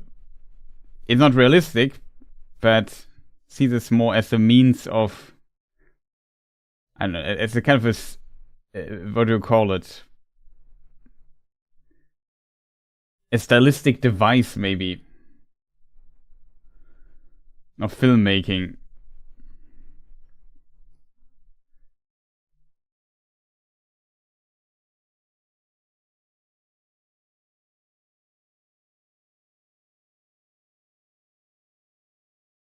You know, the filmmaking in film lives a lot from the expression of the actors and so on, that you can follow. At every time you need to know who are the good guys, who are the bad guys. And that's why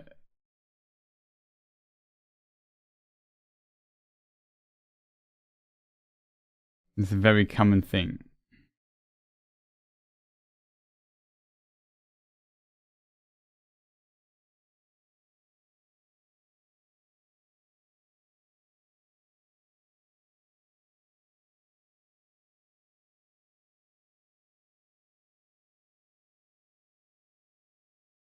Yeah, the special quest. The warriors of the company. Yeah, but Gimli is not a main character necessarily. There might be exceptions to this, but only because there are some exceptions here and there. Legolas and Aragorn don't wear helmets. Same as the hobbits. Gandalf doesn't. Well, Gandalf has a pointy head. It's not a helmet. Boromir does not wear a helmet. Faramir does. Let me just think. Yeah, Faramir is actually injured. That doesn't count. Eowyn takes her helmet off.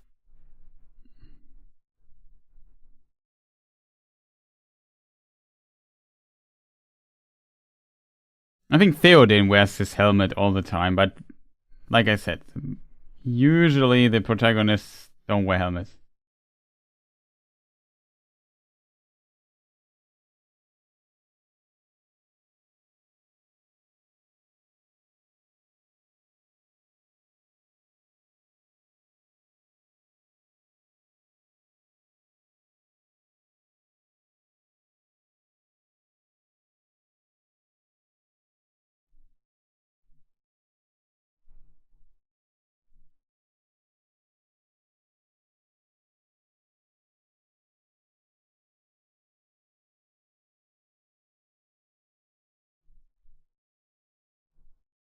Yeah, Eomer wears also one.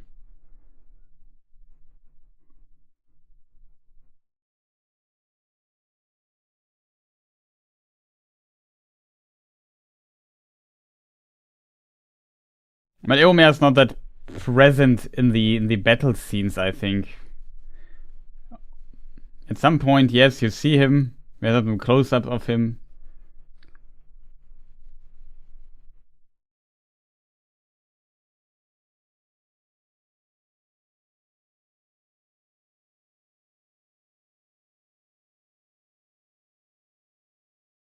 I remember Denethor criticizing lesser leader for leading from the front.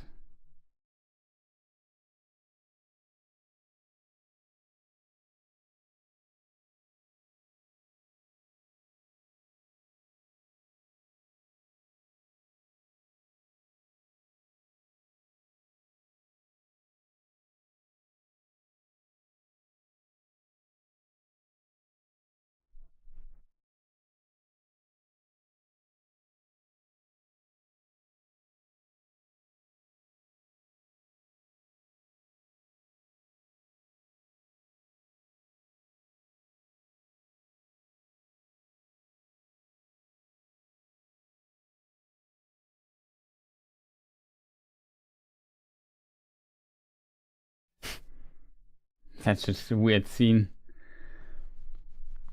I think the film is in this regard strange.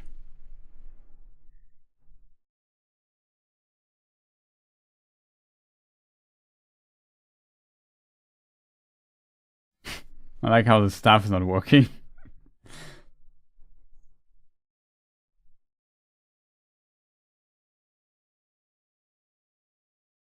Why does Alfred hide in this thing? Like, he's so stupid, these scenes here.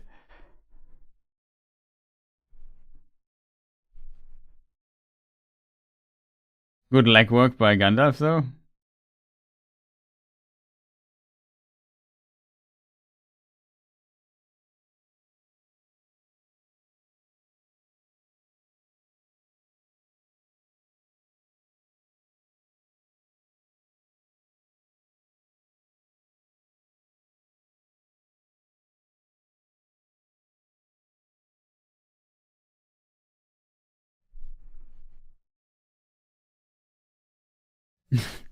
Yeah, this scene is just so stupid with Alfred getting slingshot in the stuff. I think that's kind of a reference. A weird reference, though, in my opinion. The malfunctioning stuff. I'm not sure if I like this. I think it's kind of funny that his stuff doesn't work.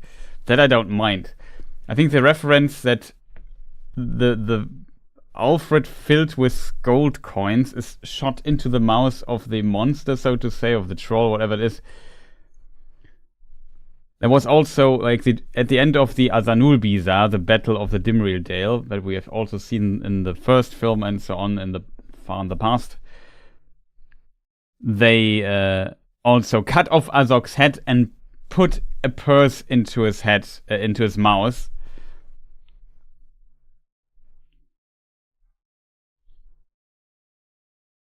So I think that's kind of a reference to that distantly, but it's so weird. Like, this seems just so weird, and the film just is so busy.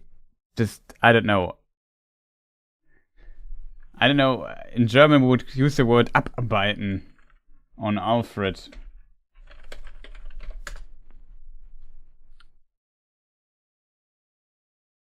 What do you call this? Maybe work him off or something.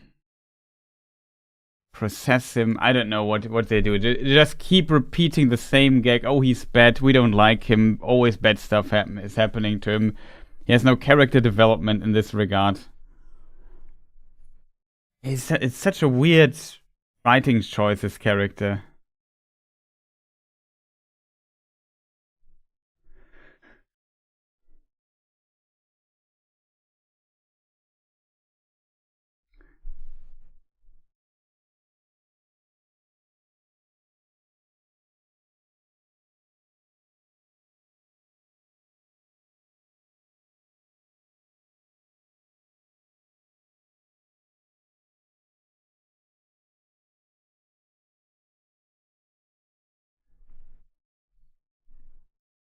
I think inherently The Hobbit is a very funny book, so I don't have a problem with making it into a funny film. Yeah, for sure.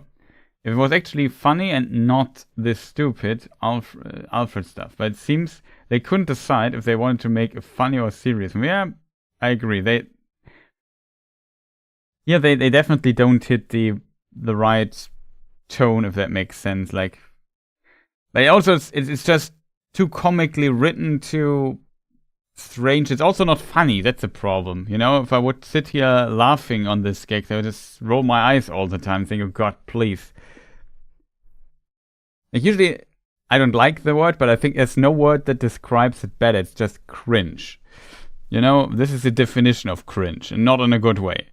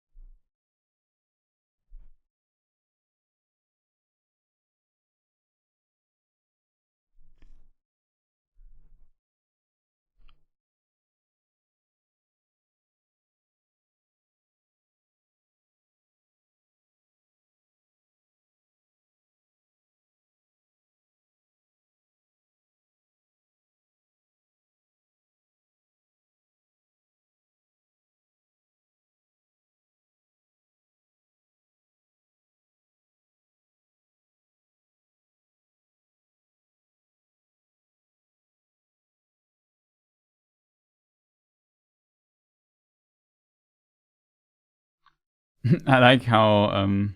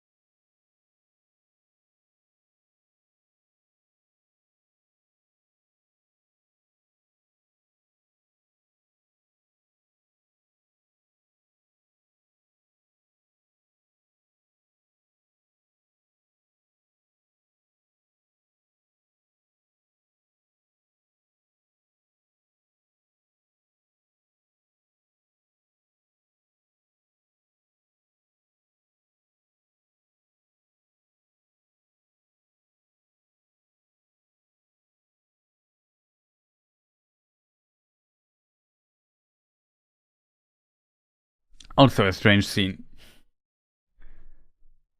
It sometimes feels like they have no idea, as you say, how to connect the scenes. This is kind of a Peter Jackson-esque funny scene, in my opinion. The dwarf with the axe in his head headbutts the orc, and the axe kind of is now locked in.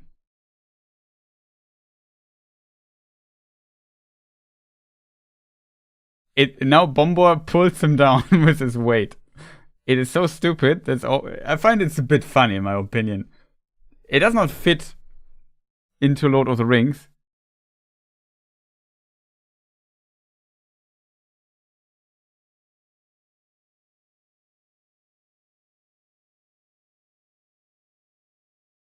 And now we can speak again. It's genius, in my opinion.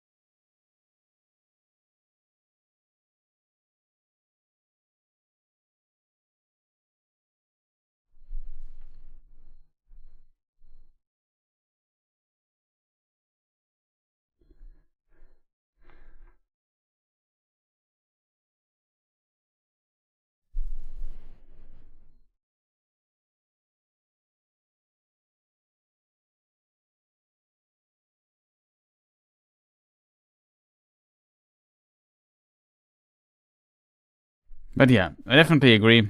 It's strange. Sometimes it feels like they don't know how to connect certain parts of the film, and then they come up with this stuff. They need a motivation for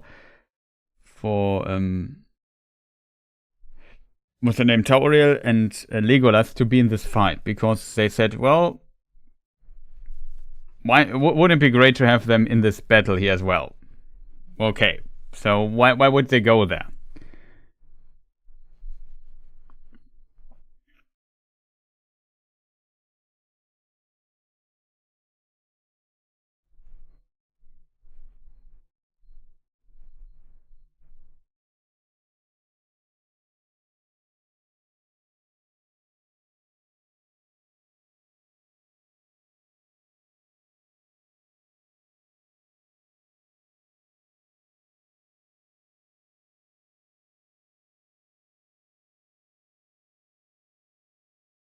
The books is also different, but whatever.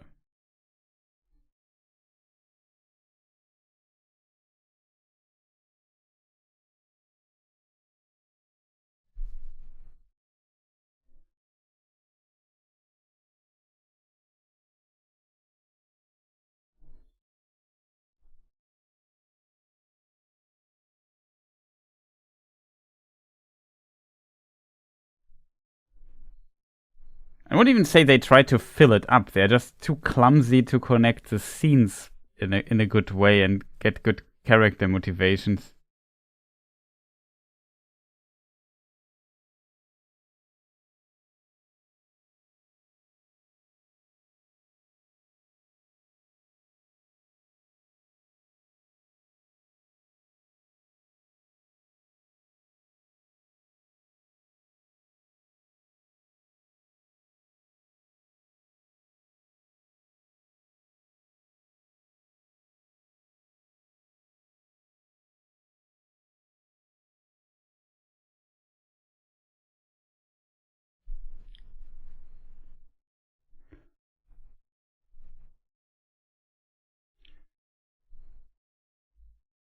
I like how the sword glows blue here. They did not forget about that.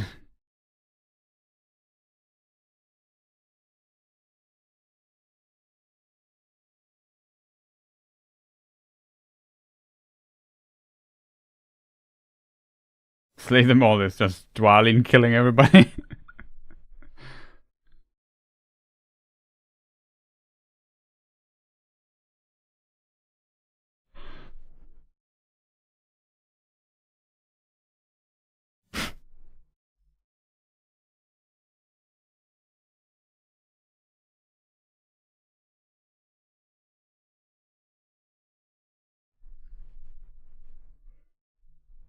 I still wondering what Legolas' motivation exactly is to fight here.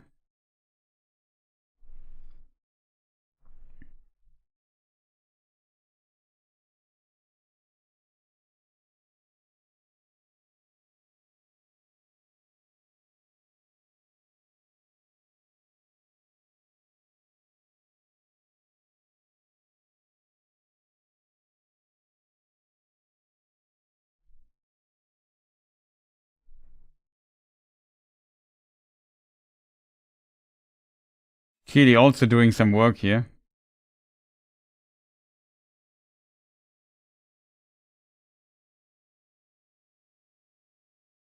These orcs are really massive here in this in these shots.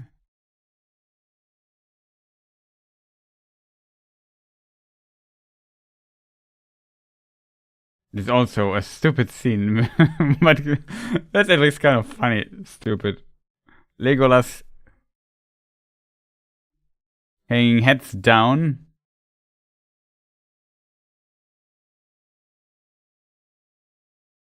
And killing all these orcs while flying from the hanging heads down from this bed and killing all the orcs.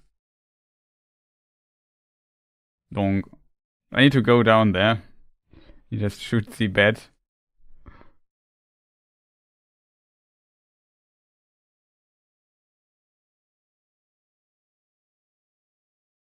Why are these orcs so absolutely massive? Like, usually elves are pretty tall.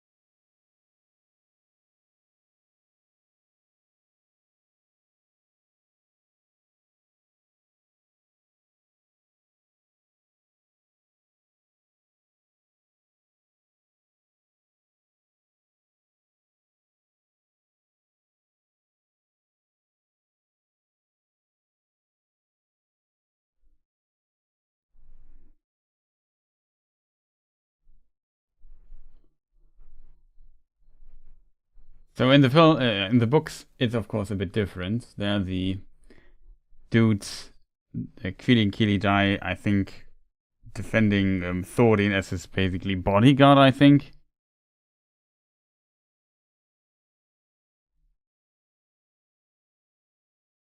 And Thorin, yeah, spoiler, also falls in the battle.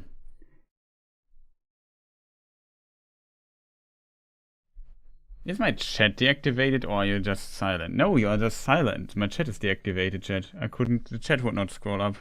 I was looking at chat and thinking what's going on there.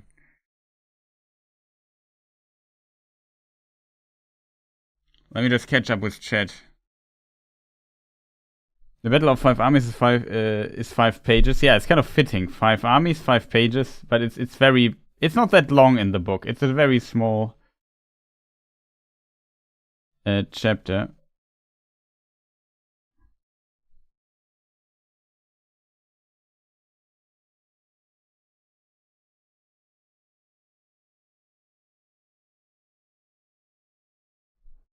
I was wondering, why is chat not moving? It's kind of very strange.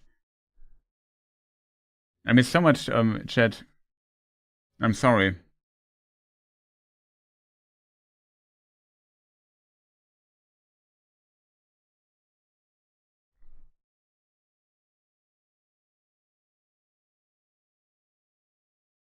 You're doing quite well fighting. Tauriel appears soon after and appears and soon he dies. It's very strange.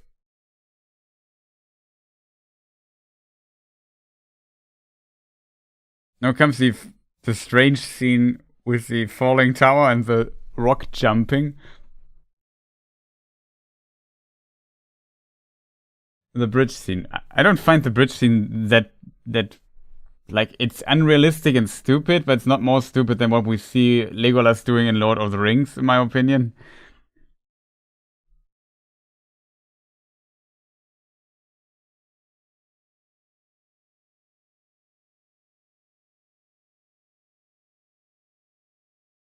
Yeah, Bilbo's head of the hit, and then he's basically KO. I come train some more. So decades later, he can he competes in friendly killing competitions with the dwarf. I wonder if Kili would have survived if we didn't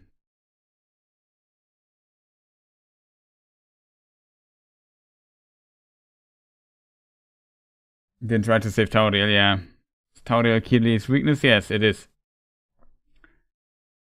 In the books, it's not clear who the mother of Legolas is. Like, Tolkien never mentions it. Legolas is a character that was invented relatively late by Tolkien.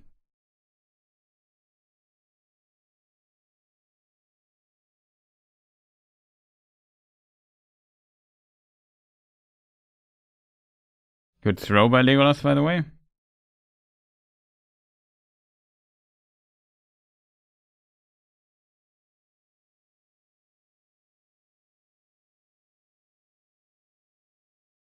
The Goblin Cleaver.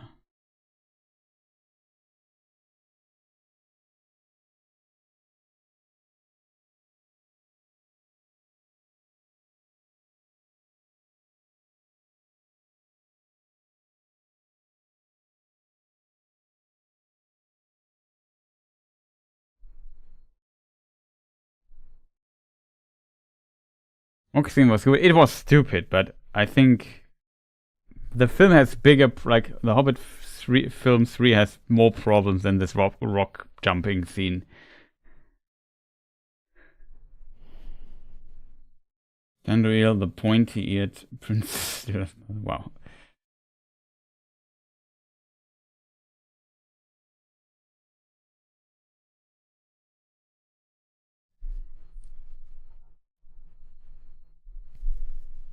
Ice on the river and light snowing. Everything is happening around below 0 Celsius. It looks at least somewhat cold there.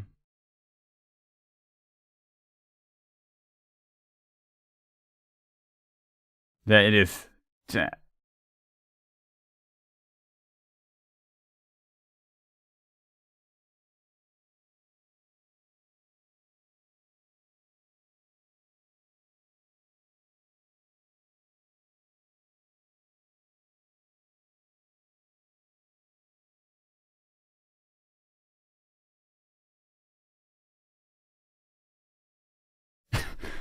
That they never came to the conclusion there to attack his head. Kind of funny. Also classic Peter Jackson, I think, detail in his films. He falls down, smashes on the ground, and then at the end a big rock hits him. Gravity never matter. Well, we don't have to, like, I don't know. It's not a very realistic film, tone-wise. So of course, stuff like gravity and so on don't matter anyway. They definitely went a bit overboard here.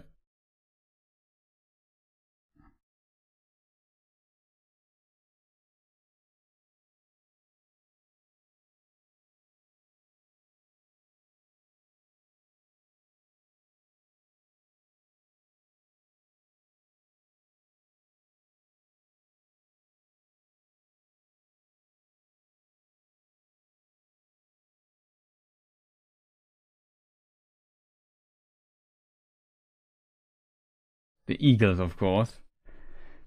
They also show up in the book at some point.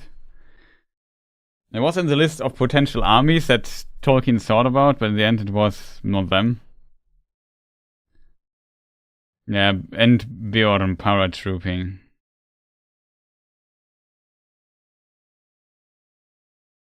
I think there was an idea that Beorn and other bears also fight in this battle. Donk. Here, have the stone.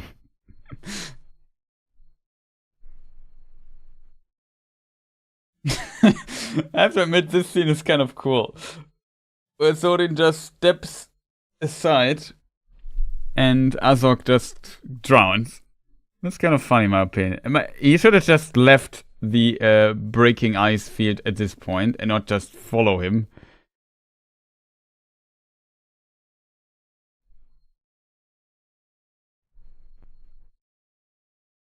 The side with the superior Air Force wins. Yeah, that's the same in I guess in real life as well.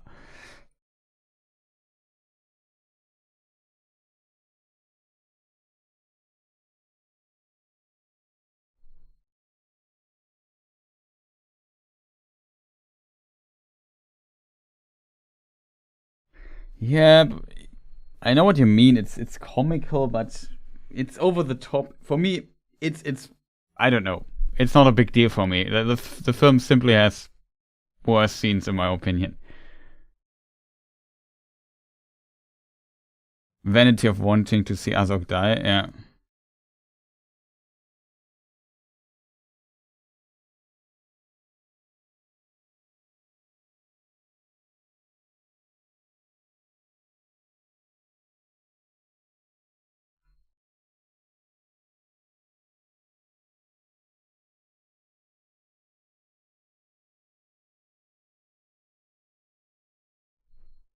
You maybe should have left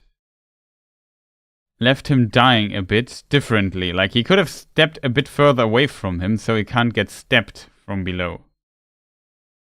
Also, how does he just jump out of ice? Like, is he a, I don't know, penguin or something?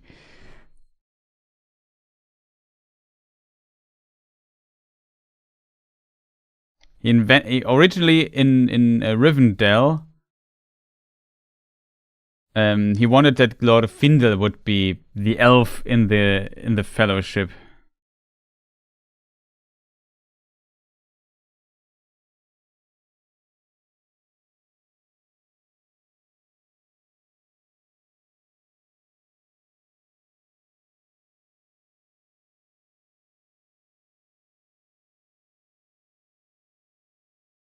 Azog's a killer whale. Yeah, or something like that. But yeah, he thought Glorfindel would be too powerful, so he came up with a different character and became Legolas. An orca.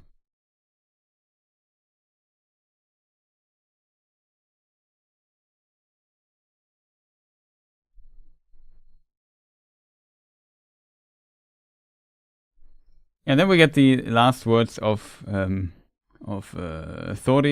with Bilbo. Last words of Thorin to Bilbo. It was a great scene. Yeah, I agree.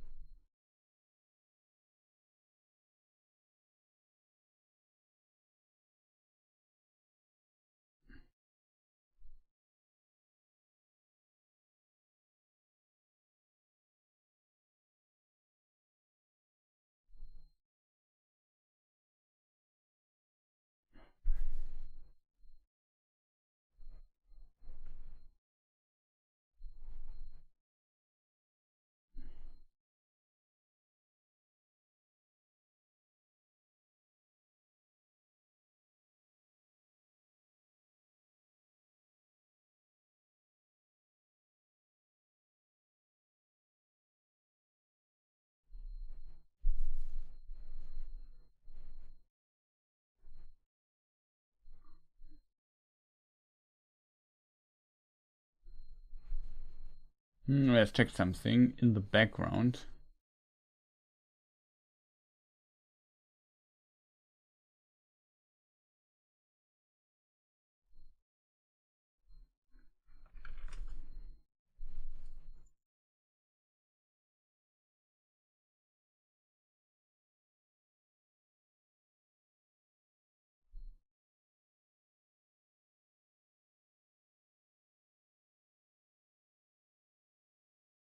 Cavity looked at all this and decided to have tea with Tom Bombadil until the fight is over.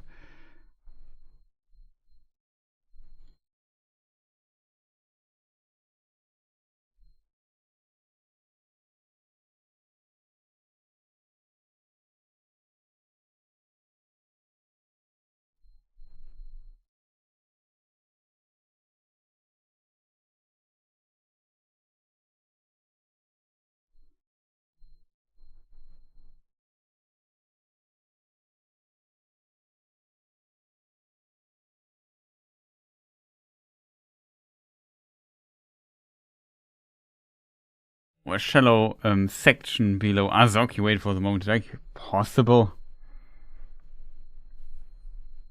But it's still, I think a stretch to break through, like, I don't know, a thick layer of ice which you can walk on from below while on underwater. That's an impressive feat, to be honest.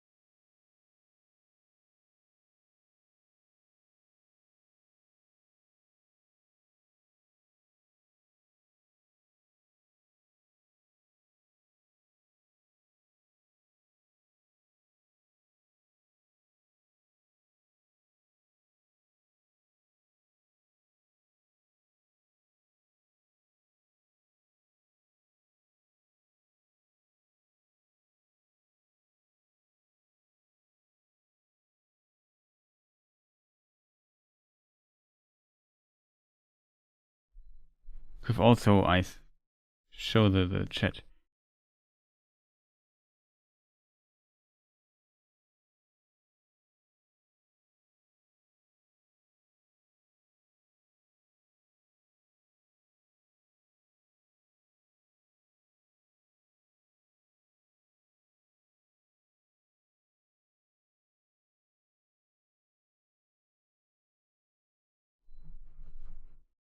True name, discover for yourself.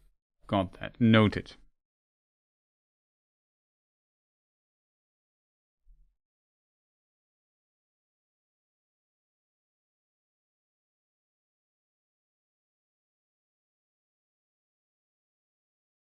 Yeah, also, no, Strider was, at this time, I have to calculate, chat.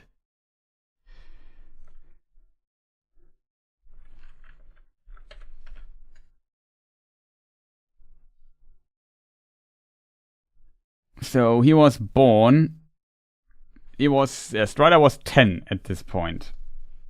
Aragorn was born 2931, this place 2941. So he's not Strider yet, he hasn't left Rivendell yet. It's not really fitting.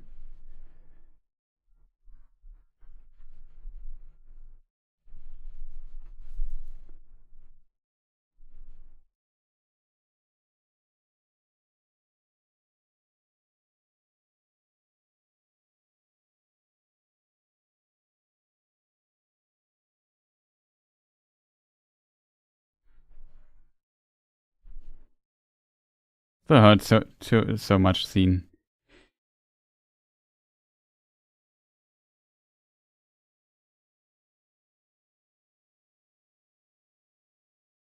European bath.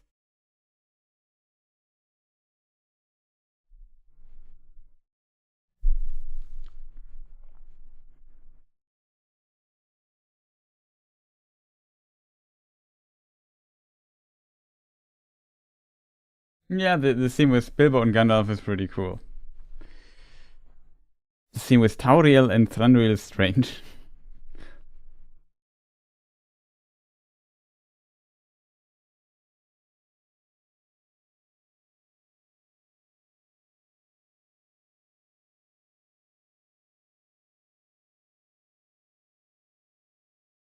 I like that Gandalf has like a tool to clean his pipe.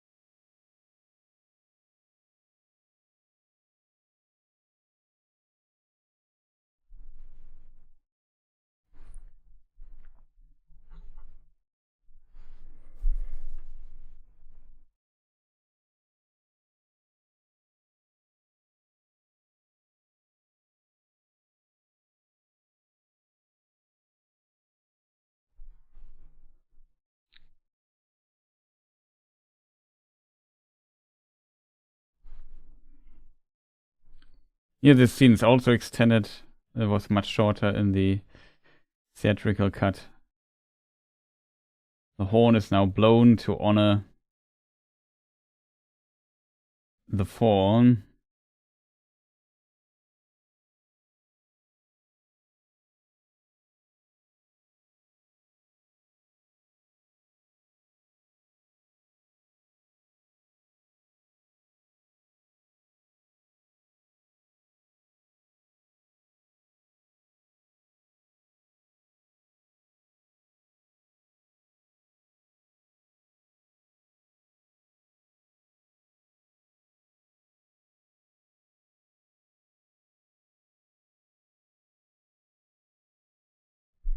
In this scene, he has his cleaver back.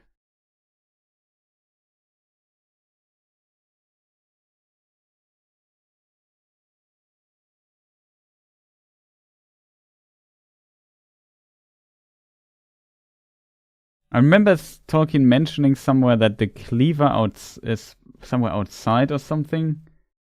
And then every time orcs come near, it glows blue, kind of as a warning thing.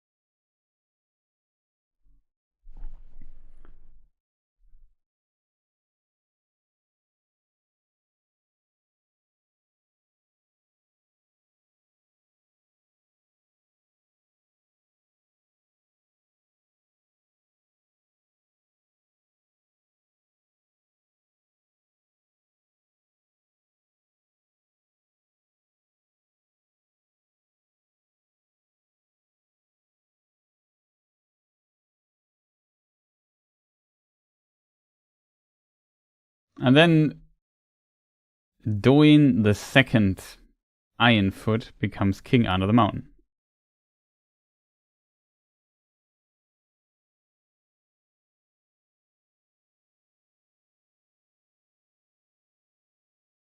I have to say I love Billy Connolly. Props to him as he was battling Parkinson's. Yeah. But liked him as Doin as well. The goodbye scene's also cool.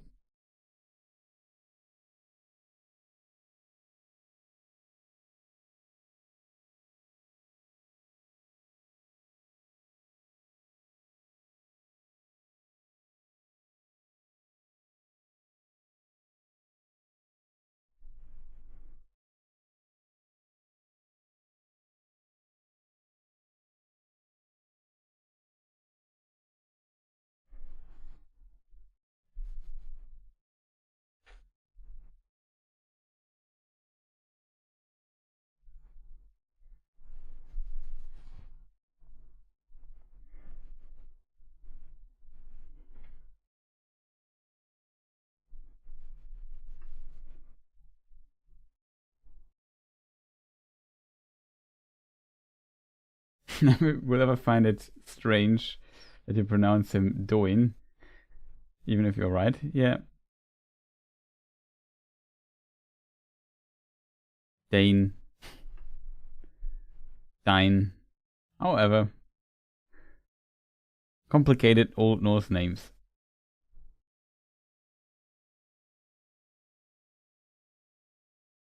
Here are some cool landscape shots with Bilbo and Gandalf riding through Middle-earth. Pretty nice.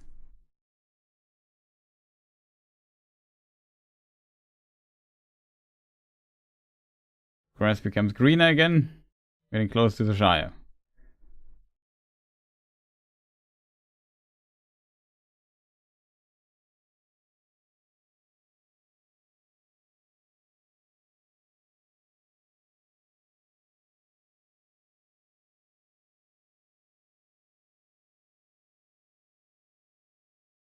Landscapes are gorgeous. I just want each one at least twice as long.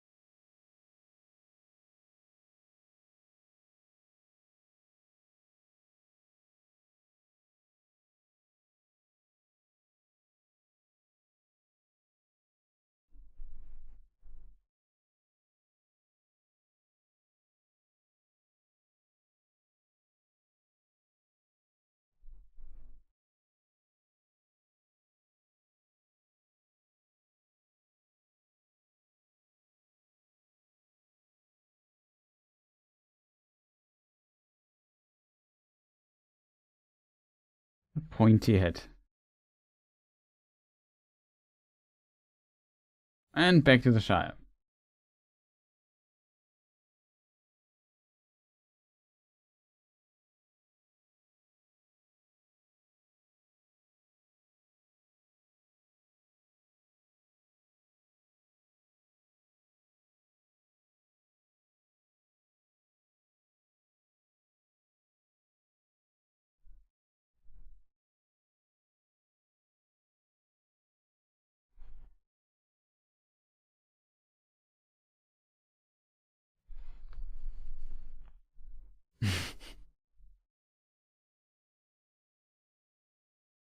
Classic Older.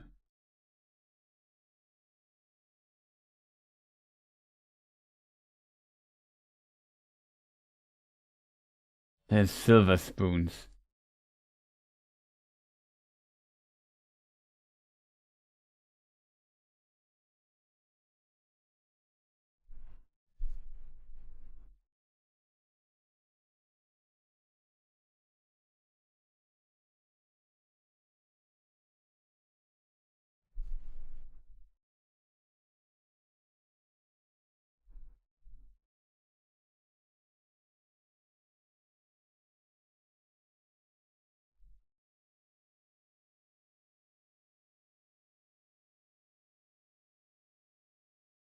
It doesn't matter what.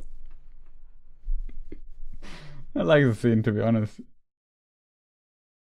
It's just there so that he says he's my friend.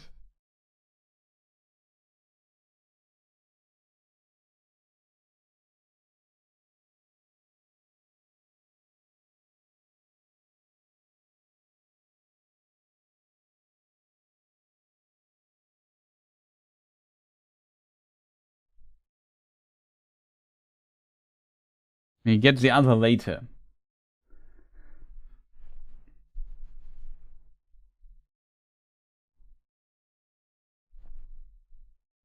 It took him years to get most of his stuff back.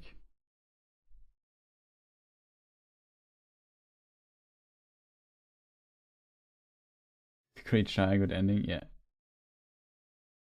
I want to move in.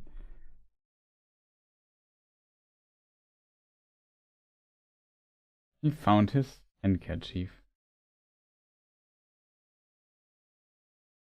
And the picture of his mother.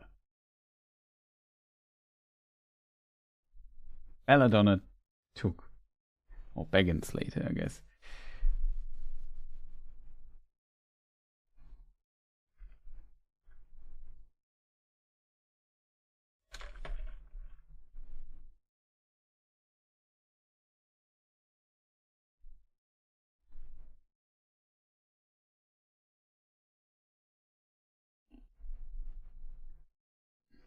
The other's Bungo Baggins.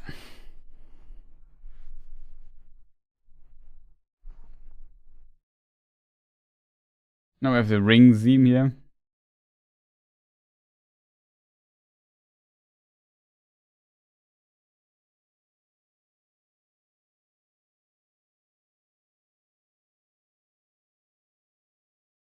I like that we see the Gandalf's arrive scene from Bilbo's perspective. Yeah, that's a cool touch for sure.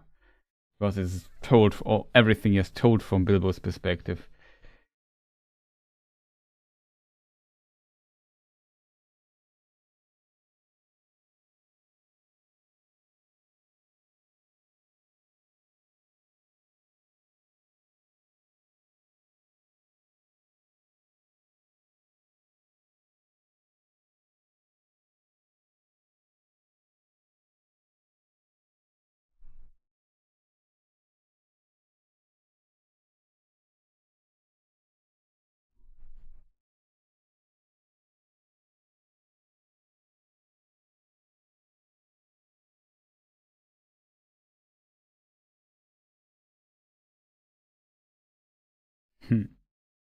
And that was the Hobbit film.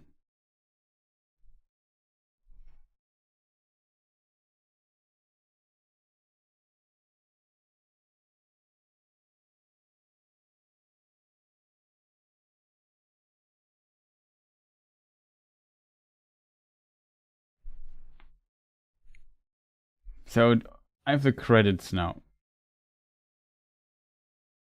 Philippa Boyens.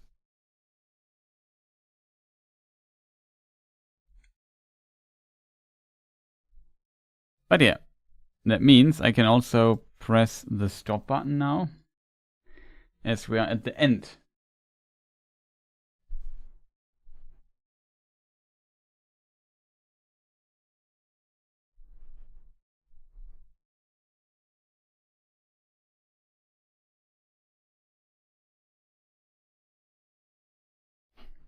Okay. Sometimes the chat stuff is strange on YouTube, I have to admit. A bit out of sync, it feels.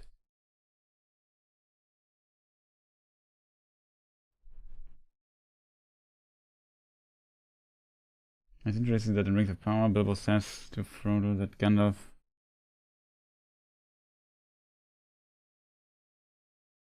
come here home too straight away. Sure what you mean, but they always spoke Bilbo's mother as Belladonna took.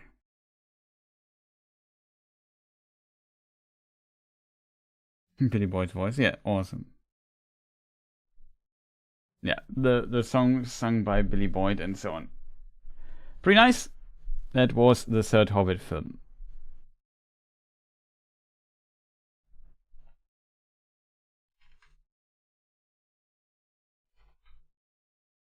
I have to admit now, after having seen it every year in the past couple of years,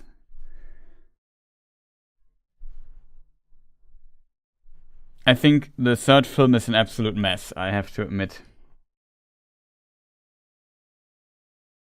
Like, I always remember it, I remember my first view of it, and my expectations were so low when it comes to this film that when I watched it, I thought, okay, it was not as bad as I thought it would be.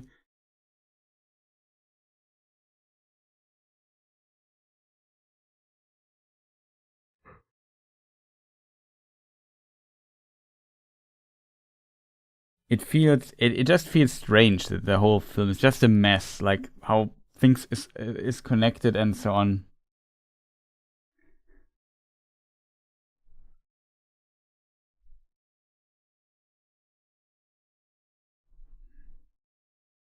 Yeah, it's just I feel like the problem of film 3 is that, especially in film 2, they made also a lot of weird things, and then it doesn't work out too well in the last film. Because previously we have established nonsense already, and the only thing that can come out of nonsense is more nonsense, obviously. So the third film has kind of a difficult time to conclude everything in a good way.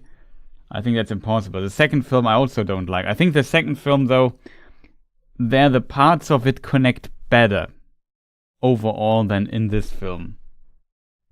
Though, to be fair, the third film also has its moment. Like, both the second and the third film have these scenes that stick out, where you can see that it's not a total mess. That scenes that work and so on. Like, what could this thing have been and become and so on.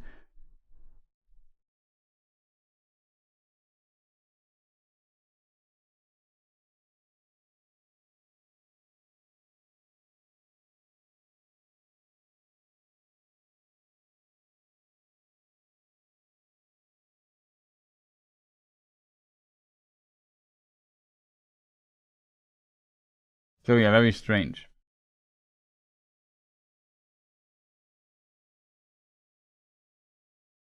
Yeah, the story is not that long. There's a lot of fighting, and it was clear that the last film would include a lot of combat and fighting stuff. I mean, basically the characters, like, most of them have their development and so on kind of completed by this point.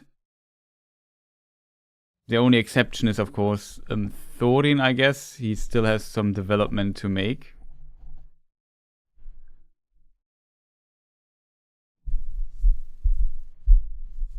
I don't know what they were thinking in many ways. Like, I think there's too much Tauriel and Legolas in this film. It's completely unnecessary.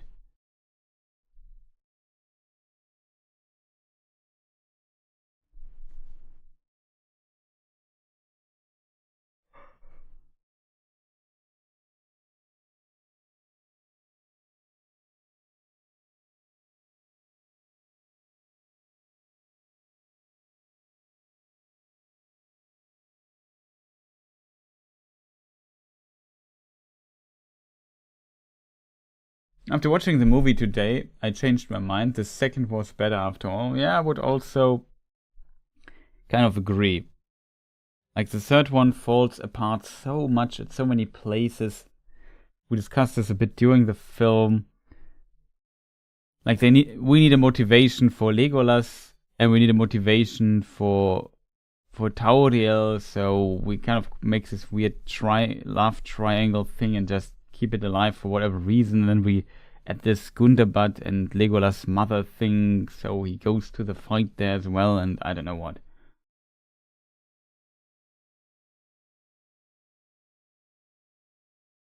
Yeah, maybe, but I still think there's too much stupidity in all of the films.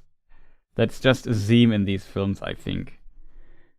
Not sure if with more, like, of course, more time to prepare a different project would have helped, but considering that these three films started with, like, the director change and so on, and it had to be salvaged. It was kind of programmed to become a mess for sure. And for that, I think for the most part, it works. Especially the first one, I think, also has its problematic and stupid scenes, but the first film works best in my opinion. Then the second has so much stupid stuff that I hate so much as well. The problem with the second film, though, is it's still, the pacing wise and how stuff is connected, works much better in the second film. So from a filmmaking perspective, I think the second one is definitely stronger than the third. And the third falls apart too much in how it's structure, how it's paced. Though it has very strong moments as well that work, in my opinion, very well. It definitely comes down how much you can endure and do this. Like the whole character of Alfred. Why does he have to be in the film even? Like, what is the purpose of this character? I don't understand that. Like, if you cut out Alfred from this film, what would change? Would there much change there in the film? You know what I mean? Like, if he's so unnecessary, cartoonish and so on, eats a lot of screen time, I think the dwarves, pun intended and not intended, come a bit short in this film, that are not Dwalin, Balin, maybe to some degree a Bofur.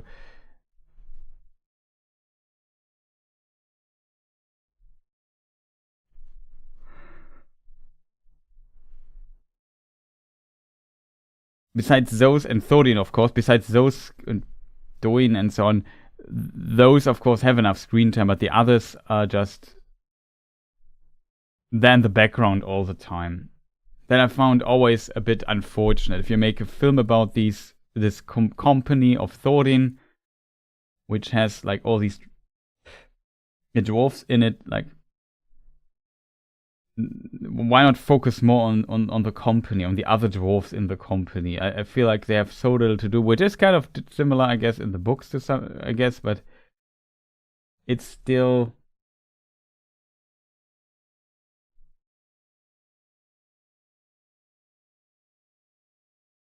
simply very unfortunate, I think.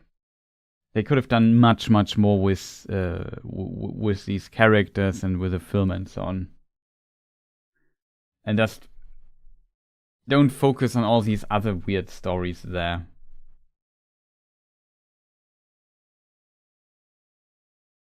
Do you like Thranduil's personality in the movie to have been portrayed as a kinder elf?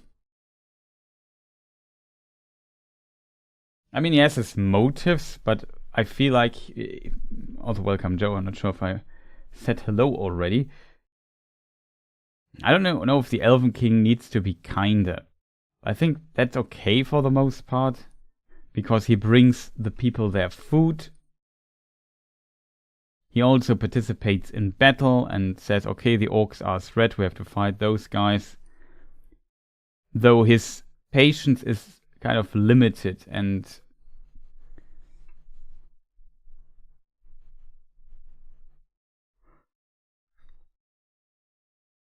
Excuse me, I have to yawn. His patience is limited and he has to spend, like, yeah, as he says, enough elven blood.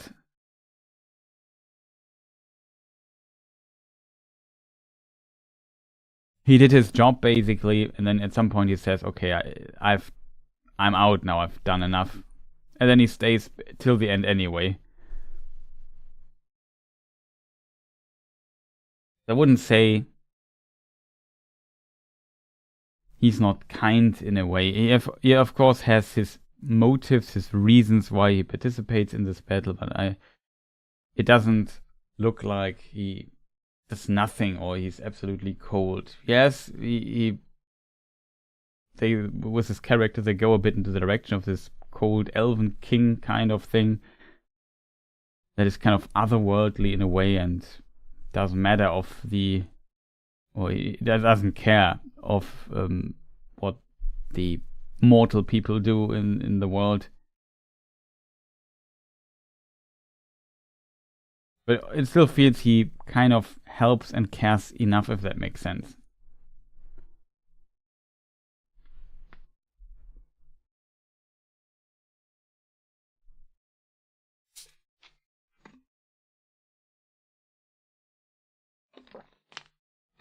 I don't know if he made it into the fan edits. I mean, in theory, he is kind of needed in the second film.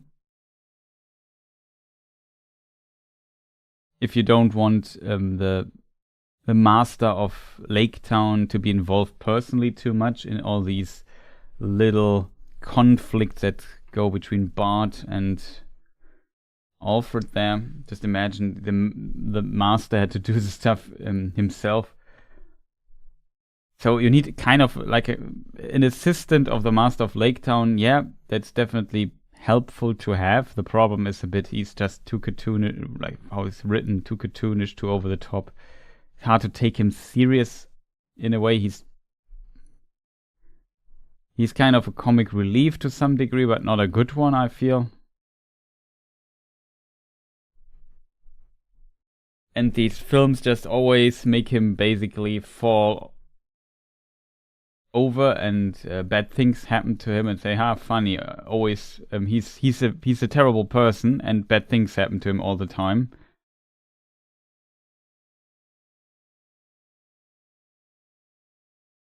But it feels strangely disconnected from everything, and not very relatable, not very, I don't know. It's just a very weird sense of humor, I think.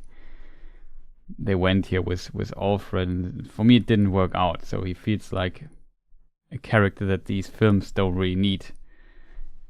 Especially the third film, yeah, I don't know. There's, I think, not one single scene with Alfred where I say, yeah, cool that it's in there. Like, it's just nonsense.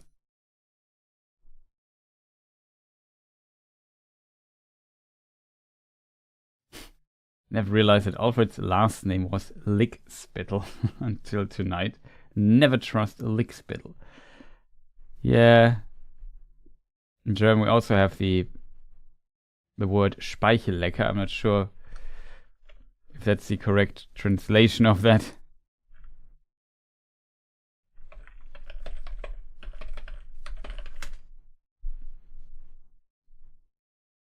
Yeah, but it seems like an English term, right? I'm not sure. Well, that would be the German translation of it. So yeah, I know. It's kind of interesting that it exists in English as well.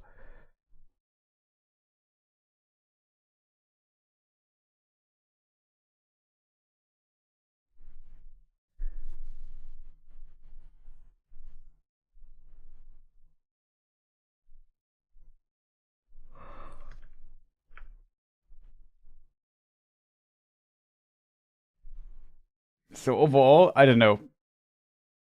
It's for me still hard to tell if I like the second film less or this film here less. It depends a bit on how I like the moments of these films, but I always thought that film 2 had too many stupid moments. This film here also has a lot of them.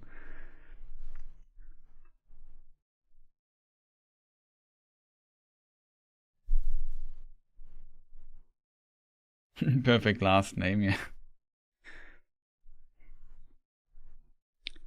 Yeah, but still, it's kind of a character where I always feel like, yeah, it doesn't really work for me.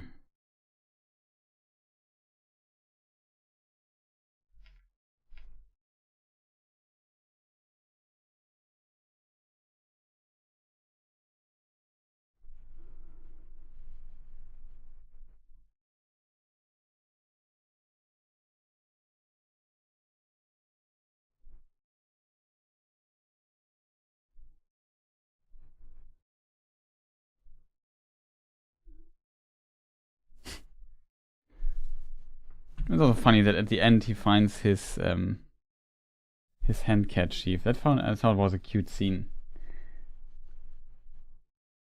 I went with his joke at the beginning, but I did not forget about it and kind of go back to it and say, hey, here are the handkerchiefs you forgot. Or the handkerchief. I know, it's kind of cool.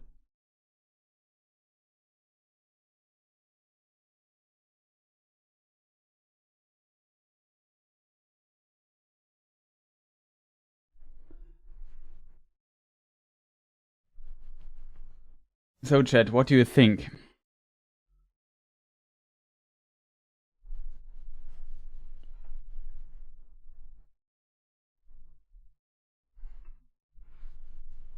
I'm not sure if I forgot. I definitely overlooked some stuff to read because my chat stopped scrolling.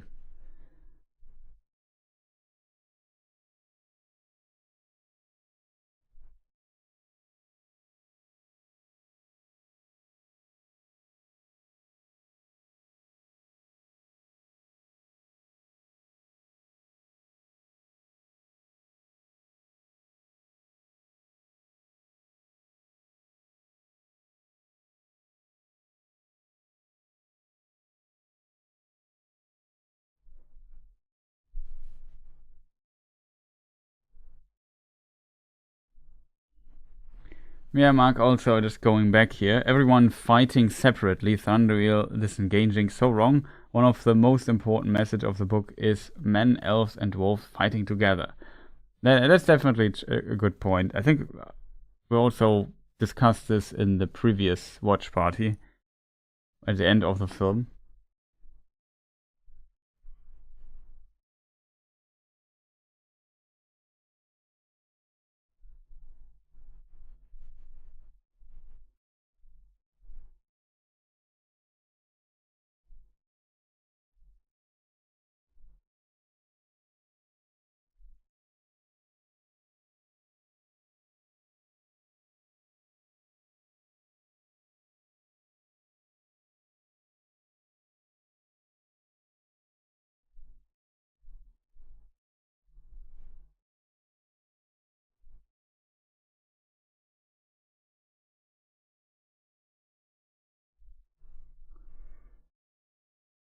Bulk is his motivation. Yeah, he definitely is.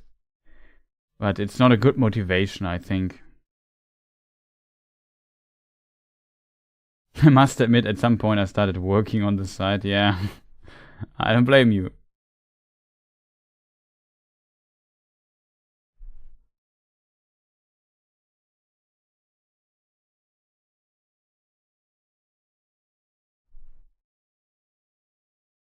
I wish there was a better modern Hobbit movie. I think when, yeah, Fellowship of the Ring next week, maybe Saturday, Sunday, or Friday, something like that, next weekend. The radio play is also terrible.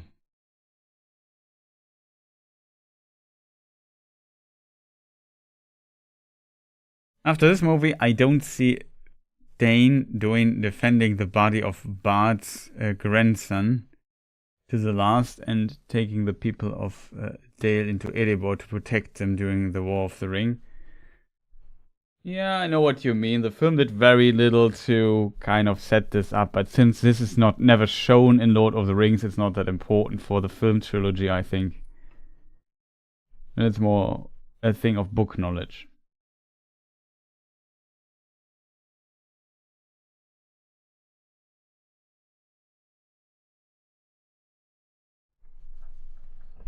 I also think what I find very strange, like Rosemary, I think was it who wrote it in chat. There is the film can't really decide if it wants to be serious or funny. That for sure. And as a result, also like I think the degree of violence in this film, even though it's always kind of in the background and never really focused on, but there's some brutal scenes in this, like a lot of heads getting cut off. We have these weird limbs getting cut off, and this one wolf who gets basically shredded by this weird wagon side thing and so on. Like, there's definitely some this weird entity with the dismembered legs and arms and replaced with these metal stuff. It's a strange movie in this regard, I feel. And not only that the film can't decide if it wants to be serious or funny, but also it wants definitely to be funny, but it is not always clear to which audience for which audience it wants to be funny. And so it's kind of a mess. You have like a weird childish character like Alfred, where everybody understands, oh, he's a bad guy. Oh, somebody made him fall over because he was mean. And so on, as a little punishment. And I don't know, it's... Yeah, okay, I get this, but... Would have wished them to do stuff differently, I have to admit.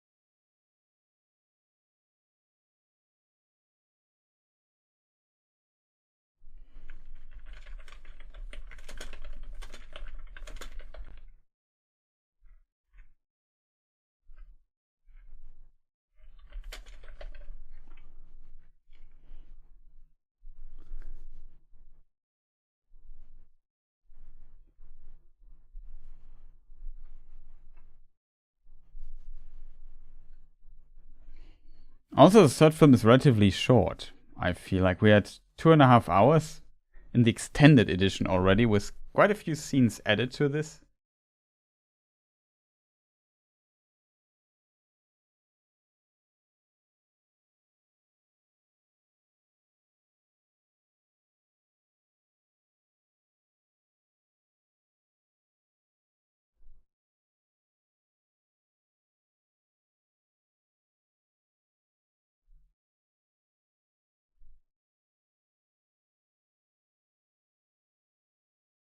On the other side, overall, I would definitely also agree it's just too long for the Hobbit story.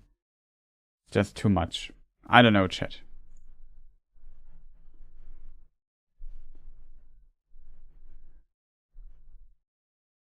Beyond that, I don't have much to comment, I think. I think the book, in the book, the men, dwarves, and elves never began battling it. Yeah, exactly. In the books, they never battle each other.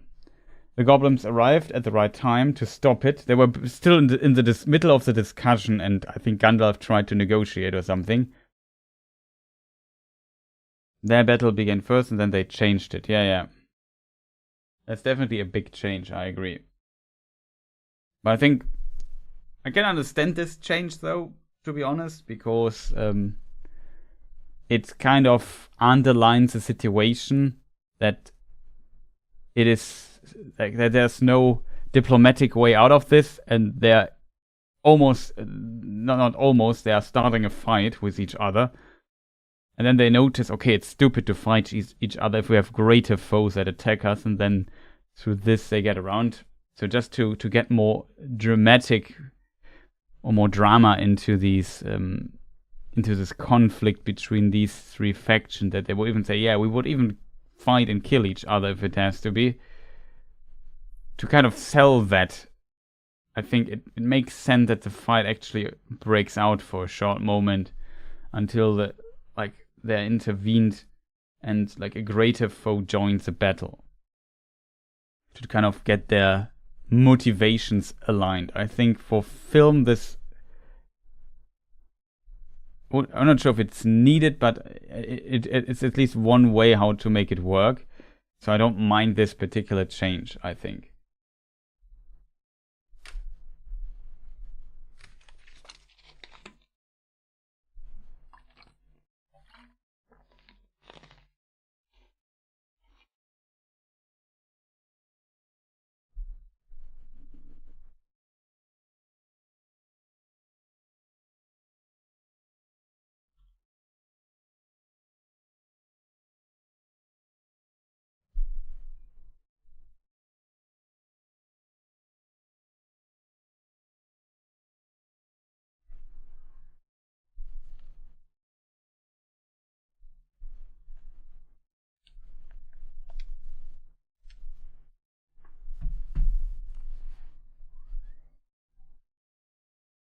Let us see if my thing here works again after getting back to the main menu of my PlayStation Blu-ray player thing.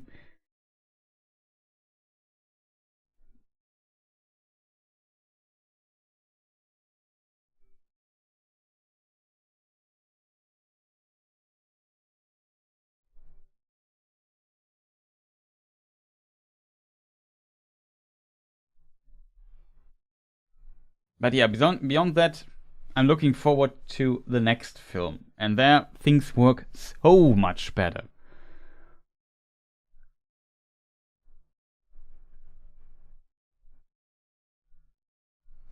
Now, yeah, exactly, Mario. That was a point I wanted to try to make. So now we can look forward to the good films. Exactly.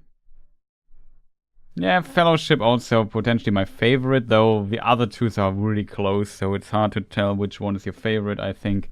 And that's a good sign. We have 3 fantastic films in front of us that work in many ways so much better than the Hobbit films.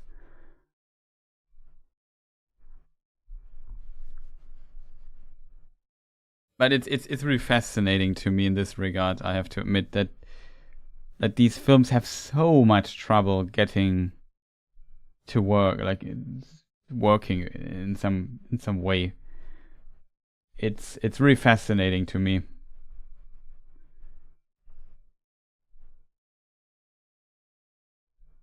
Like somebody said, the first 40 or something minutes of the first Hobbit film said, yeah, that's really looking promising. That's actually quite good.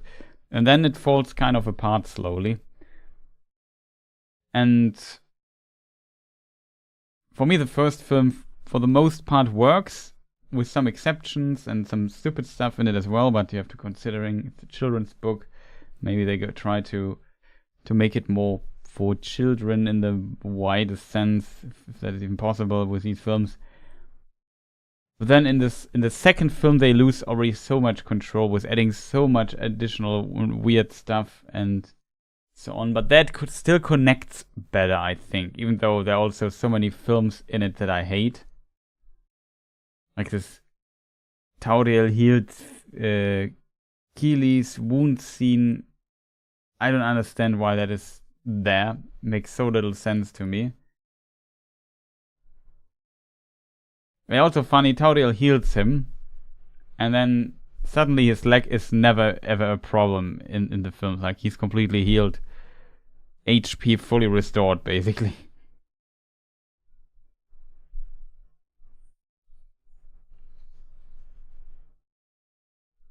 It's not very elegant how some stuff is solved. Like, of course, the wounded, they know the leg of Keely is wounded. Of course, they gave him all the, I don't know, equipment to carry it, so he falls down the stairs, and so the guards get alarmed and they get into trouble.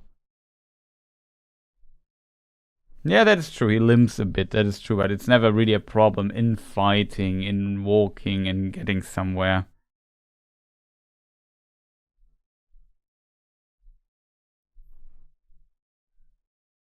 Considering that all these events happen in a relatively short amount of time.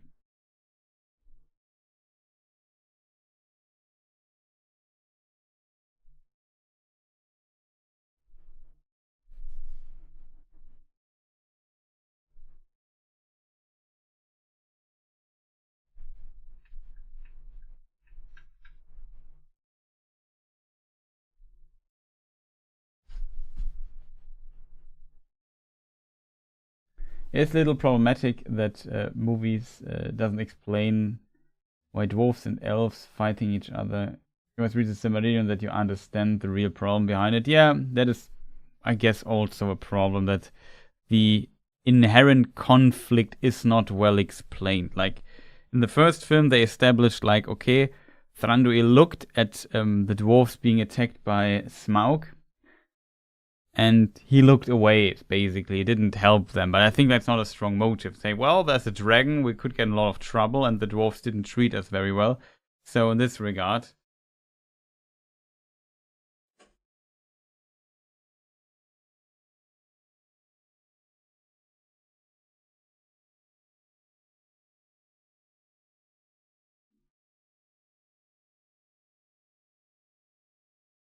you can kind of understand the elves, and so it's not a really strong motivation for explaining the conflict between both peoples. But yeah, I don't know. It's of course difficult to explain this particular conflict, especially if you don't have the rights to Silmarillion, to be fair. But yeah, though it is hinted at in Lord of the Rings as well. But I guess it would not, like, I mean, they have enough time, to be honest. They'd have to add so much stuff to even get to the 3 films. So finding a scene where this conflict is explained a bit further would have been great, to be honest, but I don't know.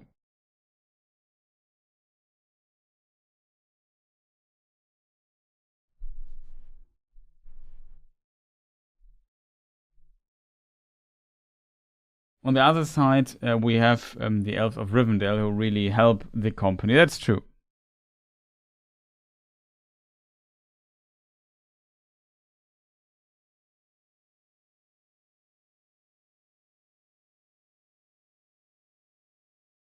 Yeah, when Thorin and his company get arrested by the elves, their weapons are taken away, and he then gets Orcrist from.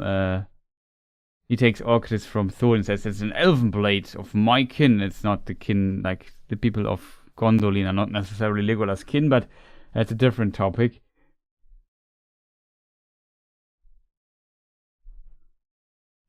I'd say very distant kin, to be fair, but whatever.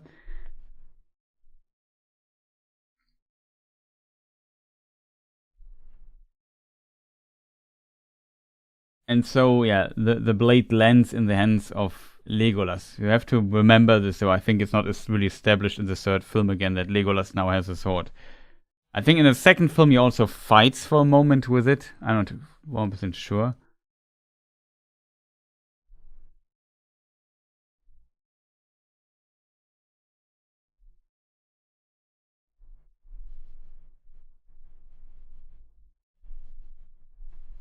Yeah, they don't even try properly, that is true.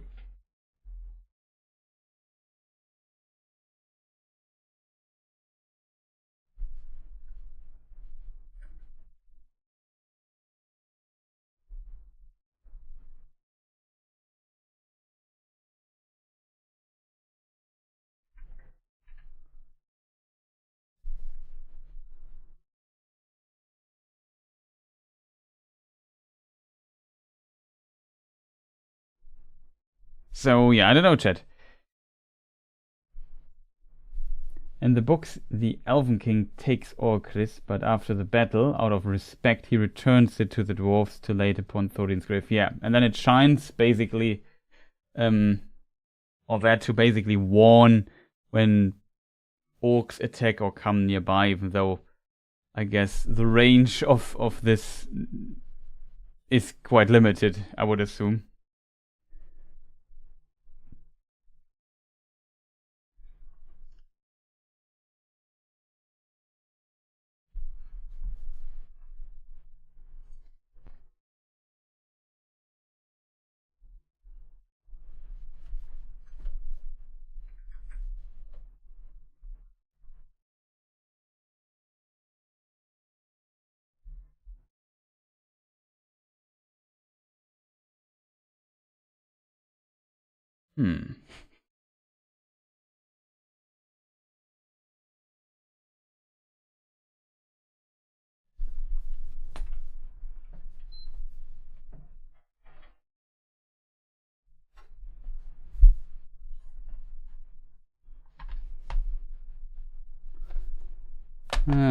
Likely the only other time it glowed again was during the War of the Ring and the Battle of Dale Erebor. Yeah, that is very likely, for sure.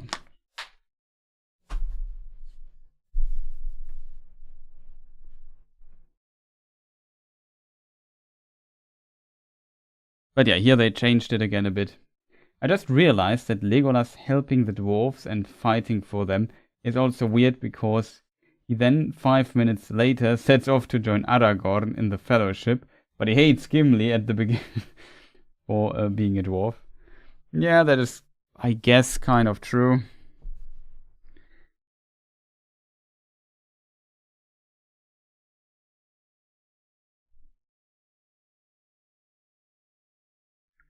I guess he fought with the dwarves and so on and so forth, but I assume he has seen how dwarves can be corrupted by power in the widest sense, or by treasure in this case.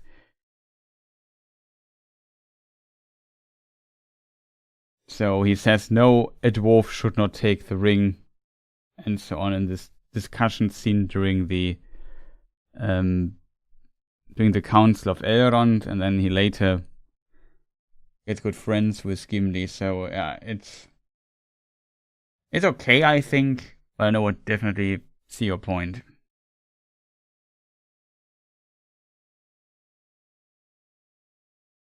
I did like most of the Smaug battle scenes in the movie.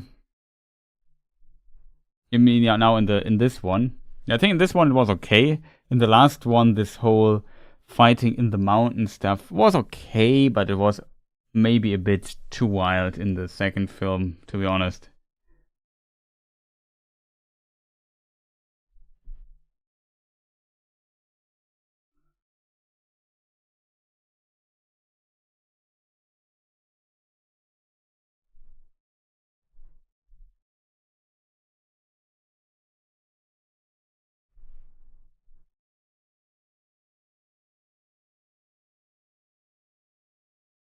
Oh man.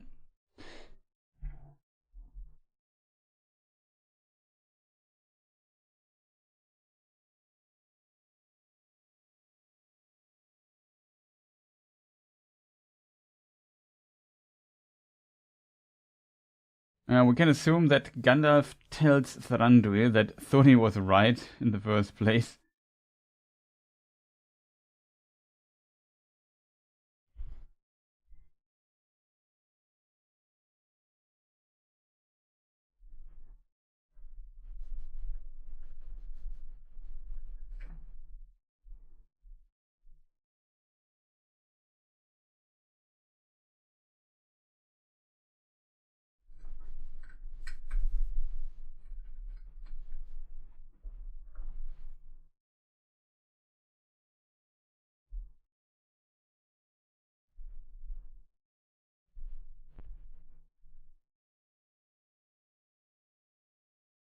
Okay, I'm always surprised by the problems here with my system and the no signal phenomenon.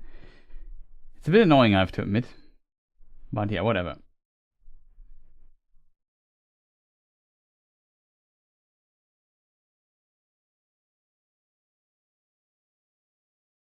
In the case of Orcrist, yeah, that's a good point.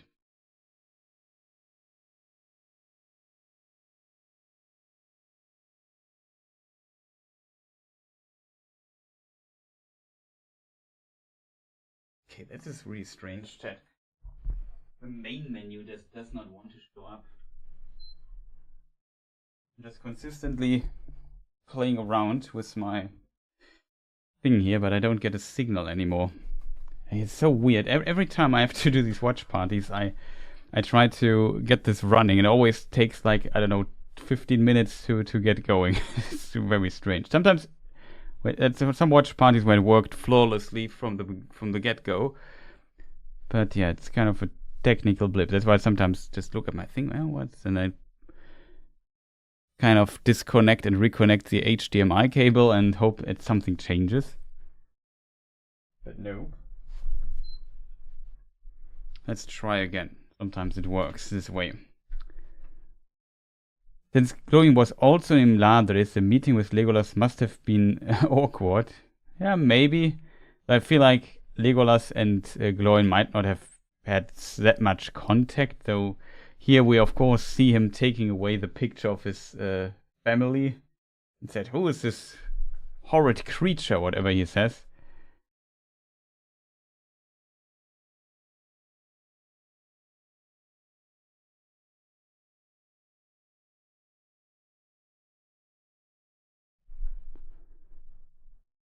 But yeah, in the book there is like a short mention of a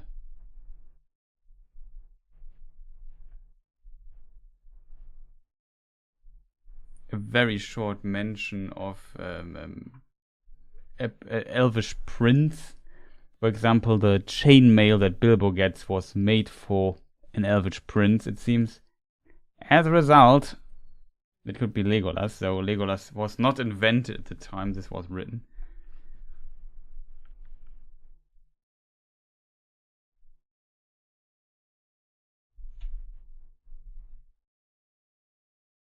I guess Tolkien then later connected it to this.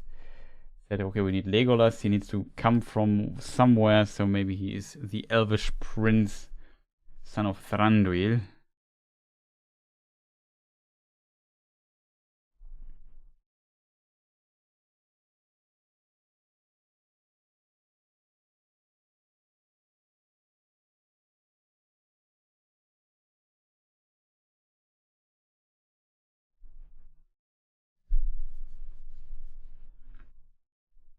Yeah, I don't know, chat. I'm a bit disappointed here in my technology thing that currently doesn't really want to work. Now I have to, after the stream, look into this because I want it to work for next time, so I don't have to mess around with it. Would be great to at least get a signal here, but not even that is working.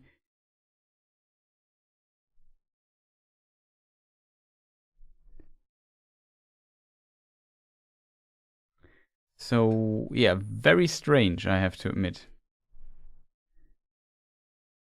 Let me see if I can make it work if I do it, just basically reset it like this.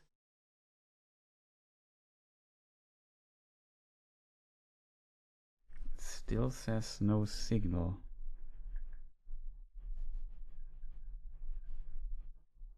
Ha, no, that did the trick.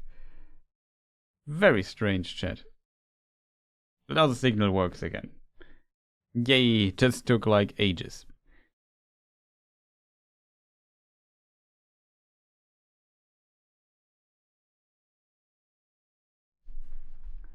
Oh, now you know I switched now to the screen.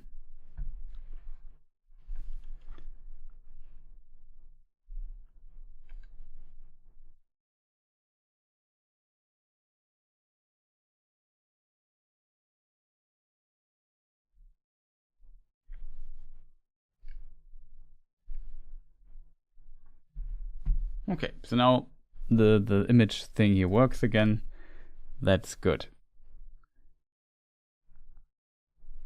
So I can shut down my capture device. Awesome.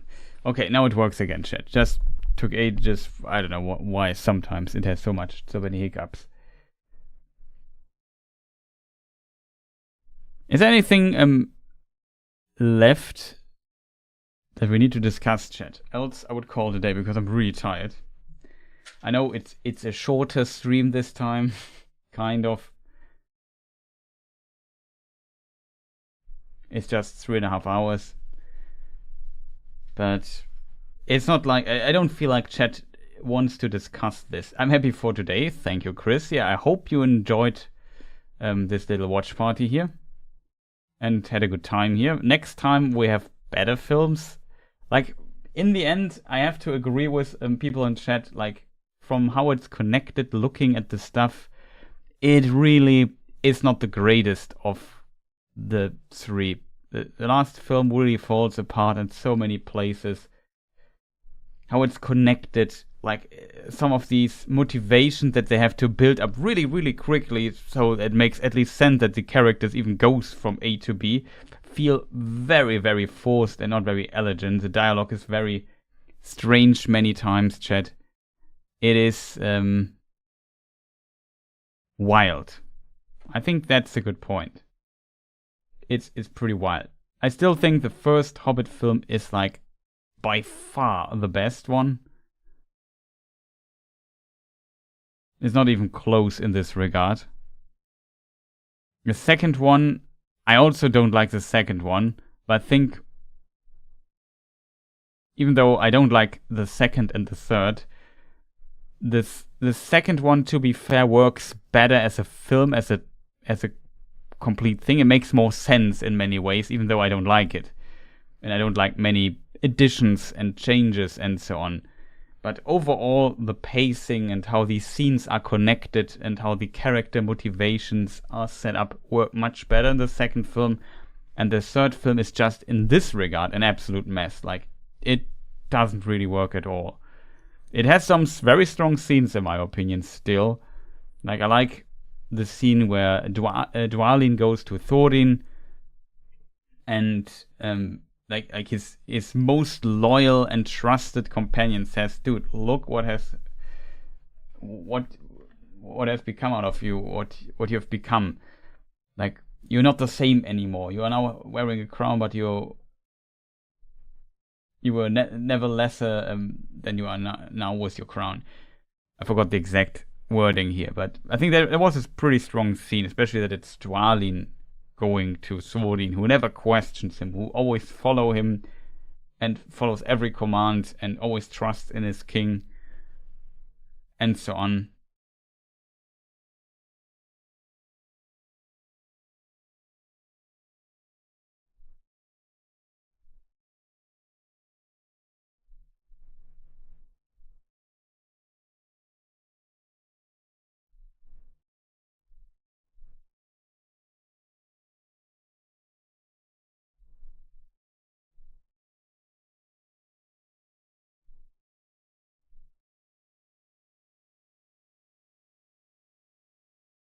So yeah, in this regard, that worked better. So yeah, if you enjoyed our little watch party here, I would say press the like button. Later, maybe on the VOD, leave a comment or something. Maybe check the lore video stuff. I have like a video called The Prelude to the Hobbit that explains basically how it came up to the Hobbit. That's part of my Who is Elrond series, which I still have to complete. And maybe check that out. Some of the older lore stuff is still available. Still pretty decent in my opinion. And yeah, I don't know. We now start with the Christmas season. So I wish you a great and fantastic and peaceful Christmas season. Adventzeit, as we would say in German. Like I said, leave a like, leave a comment, maybe subscribe if you haven't done this by now. This was our little watch party for the Battle of the Five Armies in the extended edition. And I hope you enjoyed this massively. Next week, we will watch The Fellowship of the Ring. Looking forward to that. Fantastic film, I have to admit. And I had a very nice evening. Glad you enjoyed this, Rosemary. I know this is, like I said, not the most popular of Hobbit films.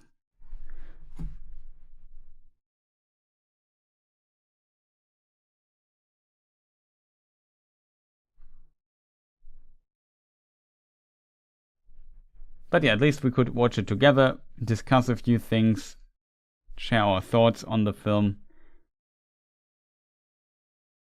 and so on. So also if you have further questions, it's also case, I guess, for the comments. Next year, I don't know. This year like last year we decided to watch the films in chronological or in universe order. So Hobbit 1, 2, 3, Lord of the Rings 1, 2, 3. Previously I always did like before Christmas Lord of the Rings 1, 2, 3, and after that after Christmas we watched The Hobbit 1, 2, 3. So I don't know, we watched the third one in January or something like that. That was, I think, the order we were doing it in the past. Not sure if we should return to this order, or if you like watching it this way and starting very early November more than the other way around. So let me know in the comments when you want to watch the Hobbit films next year. I could also imagine that some people say, well, let's not watch the Hobbit films at all, but it will be a bit unfortunate because, as said, they have their moments. The first one is at least in long parts pretty good, in my opinion. Still not on the level of Lord of the Rings 1, 2, 3, but still watchable and decent. So I don't know. Let me know. Like I said, maybe after that make a post or something, make a vote for next year, or make one shortly before we would have to start watching those films next year. I don't know, but I think it's as on many channels and in this time close to Christmas, a very nice tradition to come together, watch these films, relax a bit, hang out and chat a bit, discuss some scenes here and there. That was for me also a lot of fun, very chill, very relaxing, and definitely also a nice evening for me with watching the films together with you people. Thank you so much for that. And I don't know, chat. I think I of course have not prepared credits, so just use the old ones again. But I think not much changed in the meantime.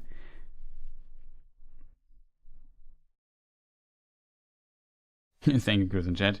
Yeah, thank you also to all the supporters, to the artists, of course, as well, though we haven't seen many artworks today. But yeah, to all the people supporting me for in some cases, for many years, in many ways, being active in the community, on the Discord, on, I don't know, in the chat, we're watching my videos, recommending me further, stuff like this. Much appreciated, but also for the memberships and subscriptions on Twitch and whatnot. Thank you so much for that. Really much appreciated. And yeah, we will see. The credits are coming, But we need an eagle at the end. They're taking the credits to Isengard. Yeah, possible.